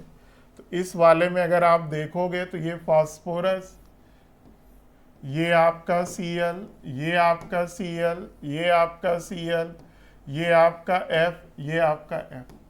ये देखो बेटा ये सब 120 पर है, सिमेट्रिकल है, ठीक है ना। 3 Cl 120 पर है बेटा, इसके कारण डाइपोल मोमेंट PCl का रिजल्टेंट क्या होगा? 0। ये वाला बेटा किस पर है, 180 एंगल पर है। बॉन्डिंग बेटा डाइपोल मोमेंट क्या होगा, दोनों कैंसिल हो जाएंगे पीएफ वाले, इसका म्यू बेटा क्या होगा, 0 हो जाएगा। PCl5, इसमें भी देखो वही चीज है बेटा, यहां तो सराउंडिंग एटम बेटा केवल एक है, इस ये भी देखो बेटा सिमेट्रिकल है, इसका म्यू क्या हो जाएगा, 0। PCl4, इसमें भी हाइब्रिडाइजेशन बेटा क्या है, sp3d है। ट्राइगोनल बाइपिरामिडल ये भी है, PCl4 बेटा क्या है, sp3 है। टेट्राहेड्रल है, कोई लोन पेयर नहीं है, इसका भी डाइपोल मोमेंट बेटा क्या होगा, 0। अब आइए PF3Cl2, यहां पर भी देखो बेटा sp3d, तो देखो बेटा मोर इलेक्ट्रोनिगेटिव कहां पर जाएगा, एक्सियल पर,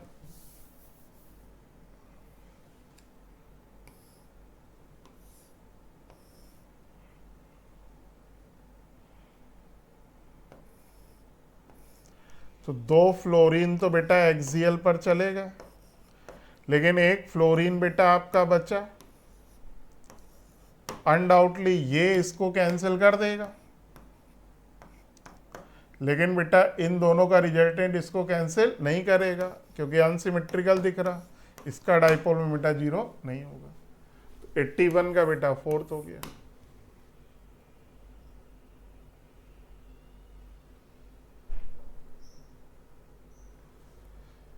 फिर देखो बेटा incorrect order of bond angle, BF3BCl3 दोनों बेटा प्लेनर है, सिमेट्रिकल भी है। यहां पर बेटा बॉन्ड एंगल बेटा कितना होगा, 120, दोनों सेम होगा। ये भी ऑर्डर बेटा करेक्ट है, इसमें देखो यहाँ sp हाइब्रिडाइजेशन है, यहाँ बेटा sp2 है, ऑड इलेक्ट्रॉन है, यहाँ sp2 है, यहाँ बेटा 180 होता है, यहाँ लगभग 134 होता है, लगभग यहाँ कहीं कहीं बेटा 116 दिया है, कहीं कहीं 115 दिया है, कहीं कहीं 117 भी दिया है। ये दोनों बेटा टेट्राहेड्रल है, sp3, ठीक है ना। तो यहाँ पर भी बेटा बॉन्ड एंगल क्या होगा, सेम। यहाँ पर बेटा बॉन्ड एंगल सेम नहीं होगा, तो आंसर क्या है, 3rd। देखो बेटा क्यों, ये आपका PF3 है, फ्लोरीन की इलेक्ट्रोनिगेटिविटी बेटा बहुत ज़्यादा है, तो बॉन्ड पेयर बेटा किसके पास होंगे, फ्लोरीन के पास।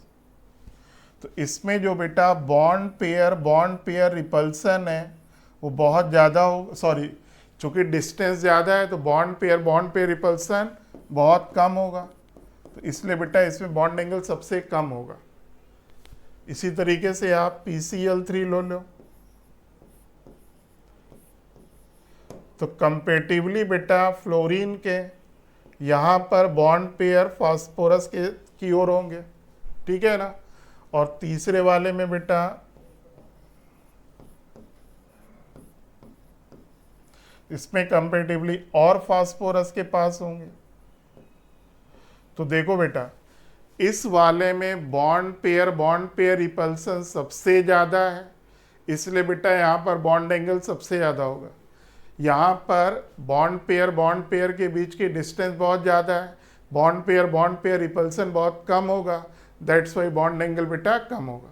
तो इसका करेक्ट ऑर्डर है बेटा PBr3, PCl3 और बेटा PF3। 82 का बेटा 3rd।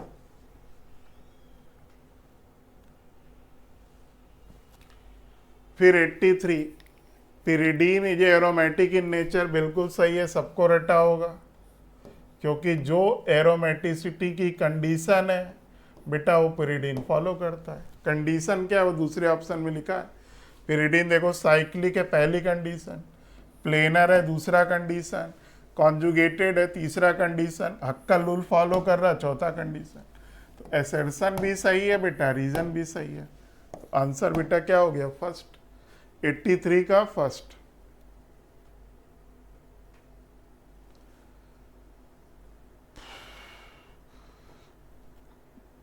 फिर देखो बेटा मैचिंग का क्वेश्चन है। 84 HVZ रिएक्शन सबको रटा होगा।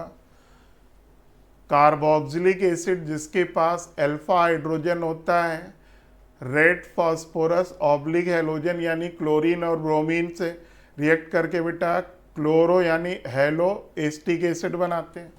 तो देख लो बेटा कौन सा है। ए का बेटा हो गया 4, ए का 4। गेटरमैन कॉच एल्डिहाइड सिंथेसिस बेटा ये वाला है। बी का बेटा क्या हो गया? फर्स्ट। हेलोफॉर्म रिएक्शन एल्डिहाइड और कीटोन, ठीक है, जनरली कौन देता है? एल्डिहाइड और कीटोन जिसके पास CH3CO ग्रुप हो। ठीक, किसके लिए साथ? I2 और बेस के साथ, हेलोजन और बेस के साथ, या NaOH ले लो। तो सी का बेटा आपका हो गया सेकेंड। एस्ट्रिफिकेशन एसिड और अल्कोहल के बीच में, तो इसका बेटा ये थर्ड हो गया। मैचिंग करो। ए का 4, बी का फर्स्ट, सी का सेकेंड। ए का 4, बी का फर्स्ट, सी का सेकेंड, डी का थर्ड। तो बेटा आपका करेक्ट आंसर हो गया थर्ड। देखो ये गेटरमैन कॉज सिंथेसिस रिएक्शन है और ये आपकी HVZ है। Iodine is solid, bromine is liquid, fluorine and chlorine are gas. ये किसके बिहाफ पर आप कह सकते हैं? वांडर वाल फोर्स के बिहाफ पे, ठीक है ना। एसिडिक नेचर का वांडर वाल से कोई लेना देना नहीं है। एसिडिक नेचर का ऑर्डर बेटा सही है, और ये ऑर्डर क्यों है? क्योंकि HI बॉन्ड सबसे वीक है। H2O2 is more viscous than H2O, hydrogen bonding है। Methyl alcohol is more soluble in water, hydrogen bonding है, ठीक है ना। तो 85 का वॉन्डरवॉल से कौन बेटा ऑप्शन? देखो चारों स्टेटमेंट सही लिखे हुए हैं, तो बेटा लेकिन पहला ऑप्शन किससे बेटा एक्सप्लेन हो रहा? वॉन्डरवॉल से। 85 का फर्स्ट। 86 इनर्ट गैस से रिलेटेड क्वेश्चन है। First order of melting point, सही ऑर्डर लिखा है बेटा, ठीक है ना। फिर दूसरा order of adsorption on coconut charcoal, बेटा बिल्कुल सही लिखा है, टॉप टू बॉटम जाने पर इंक्रीज होता है। तीसरा ऑर्डर ऑफ पोलराइजेबिलिटी, ये भी बेटा सही लिखा है। चौथा बेटा ठीक इसका उल्टा होगा, ऑर्डर ऑफ आयनाइजेशन एनर्जी बेटा इसका उल्टा होता है।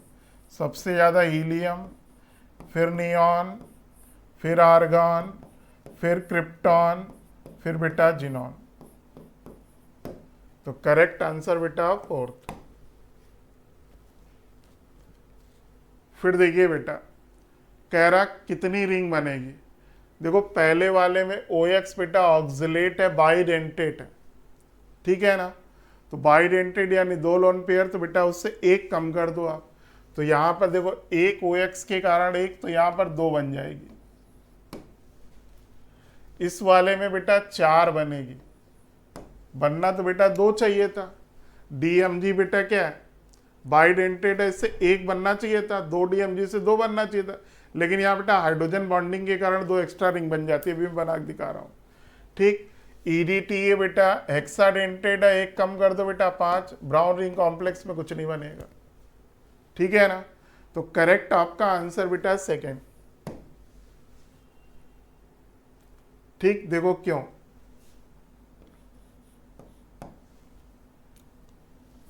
ये आपका निकेल हो गया,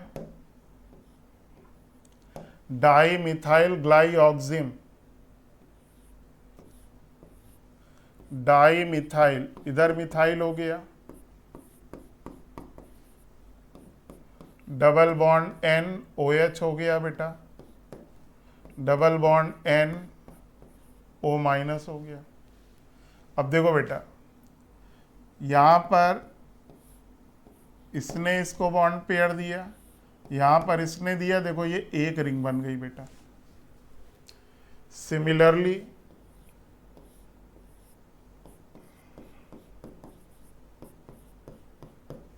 double bond N OH, double bond N O minus. अब जरा देखो यहां पर बेटा, देखो ये दे रहा है और यहां पर ये दे रहा है, ये दूसरी रिंग बन गई। फिर देखो बेटा यहाँ हाइड्रोजन बॉन्डिंग हो जाएगी, ये तीसरी रिंग बन गई। यहाँ पर देखो बेटा इसके बीच में हाइड्रोजन बॉन्डिंग हो गई, ये चौथी रिंग बन जाएगी। तो इसका करेक्ट आंसर बेटा सेकंड, 87 का 2।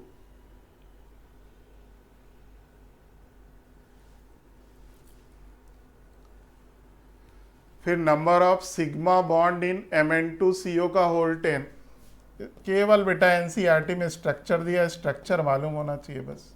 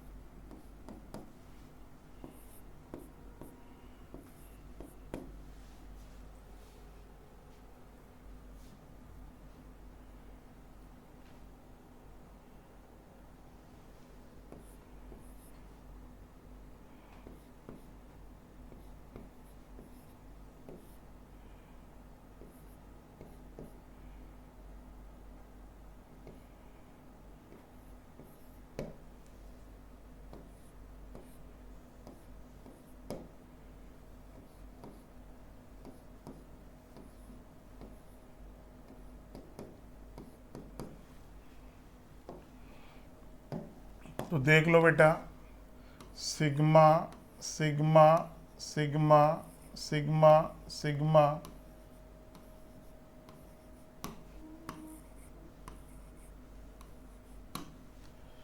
कितने सिग्मा हो गए भाई? 3 2 5 3 8 3 11। अब यहां पर देखो एक सिग्मा 2 पाई है, तो 10 CO है, तो बेटा 10 सिग्मा इसमें हो गए।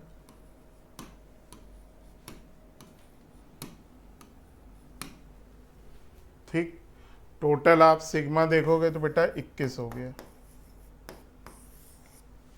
और अगर पाई पूछता तो एक CO में 2, 10 में बेटा 20 हो जाता।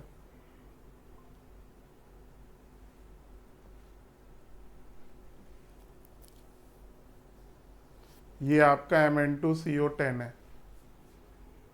बस ये ध्यान रखिए, देखो इसमें जो दिख रहा है बेटा 3 2 5 5 10 11, और एक CO में बेटा कितना? 1, तो टोटल 21।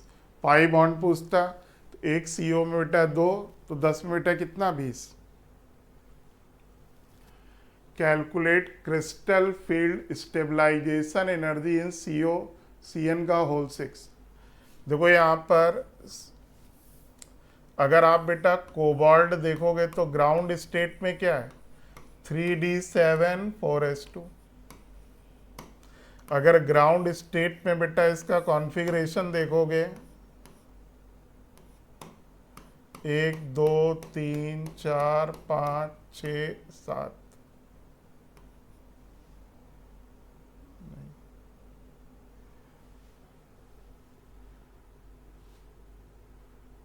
3d7 4s2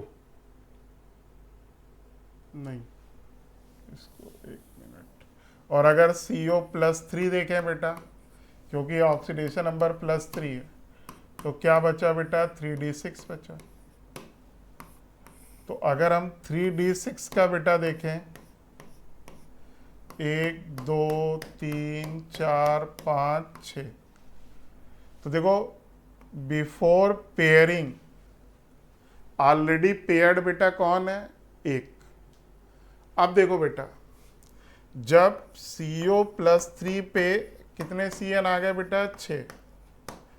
तब बेटा क्या होगा, पेयरिंग हो जाएगी 1 2 3 4 5 6। तो देखो पहले से एक पेयरिंग थी, बाद में 2 पेयरिंग हुई है, ठीक है ना। और देखो सभी पेयर्ड हैं आपके। अगर आप देखोगे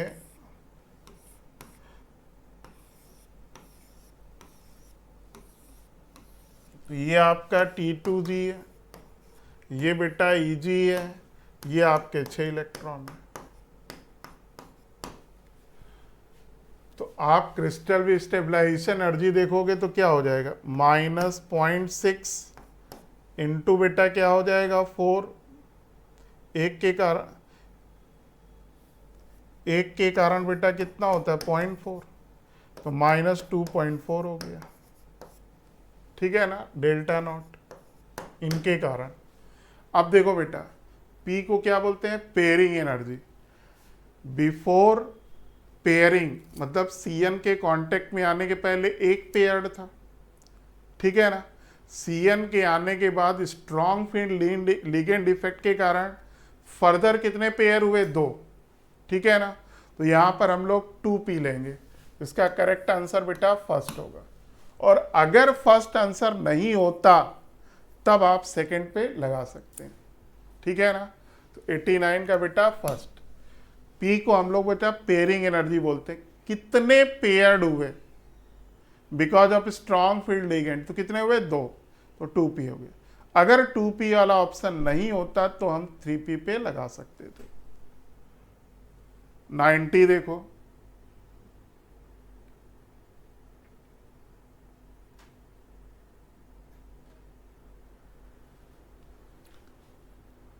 half field T2G orbital are responsible for, ठीक है ना।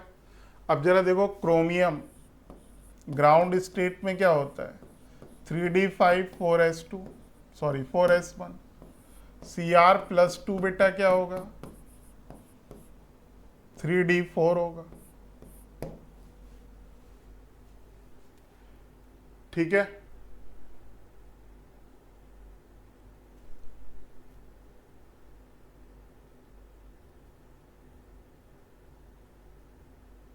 स्टेबिलिटी बेटा कब मिलेगी आपको, स्टेबल बेटा कब होगा, जब 3d3 होगा।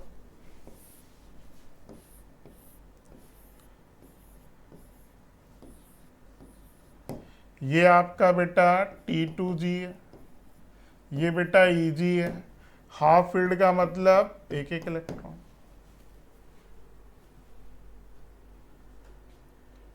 ठीक है ना। अब देखो बेटा आपको अगर स्टेबिलिटी चाहिए तो पहले तो इसका हाफ फील्ड बनाओ। हाफ फील्ड मतलब तीनों इलेक्ट्रॉन अनपेयर्ड हो, अनपेयर्ड हो यानी कॉन्फ़िगरेशन बेटा 3d3 होना चाहिए आपके पास स्टेबिलिटी के लिए, ठीक। तो स्टेबिलिटी ऑफ Cr+2 बेटा स्टेबल नहीं क्योंकि 3d4 है। ऑक्सीडाइजिंग नेचर ऑफ Cr+2, अगर ऑक्सीडाइजिंग नेचर देखोगे तो एक इलेक्ट्रॉन लेकर बेटा ये Cr+ बनाएगा, तब बेटा कॉन्फ़िगरेशन 3d5 हो जाएगा, ठीक है ना। तब बेटा कॉन्फ़िगरेशन क्या हो जाएगा 3d5 हो जाएगा, तब भी अनस्टेबल। रिड्यूसिंग नेचर में क्या होगा बेटा Cr+2 एक इलेक्ट्रॉन लेकर बेटा क्या बनाएगा Cr+3 एक इलेक्ट्रॉन देकर, ये बेटा 3d4 है। अब ये बेटा क्या है 3d3 है, हाफ फील्ड हो गया।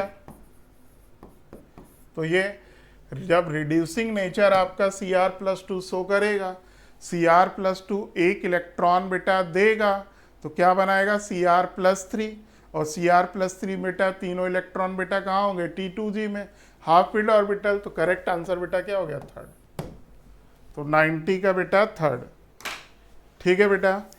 तो देखिए आज का जो FST 48 है, ठीक सॉरी 46 है, उसके पहले के क्वेश्चंस बेटा संजीव सर ने कर दिए, 69 ऑनवर्ड बेटा हमने कर दिए। उम्मीद करते हैं कि बेटा हम दोनों लोगों के डिस्कशन से आपकी जो भी इस पेपर के रिगार्डिंग क्वेरीज होंगी वो बेटा सॉल्व हो जाएंगी, ठीक है भाई। ओके बेटा, थैंक यू।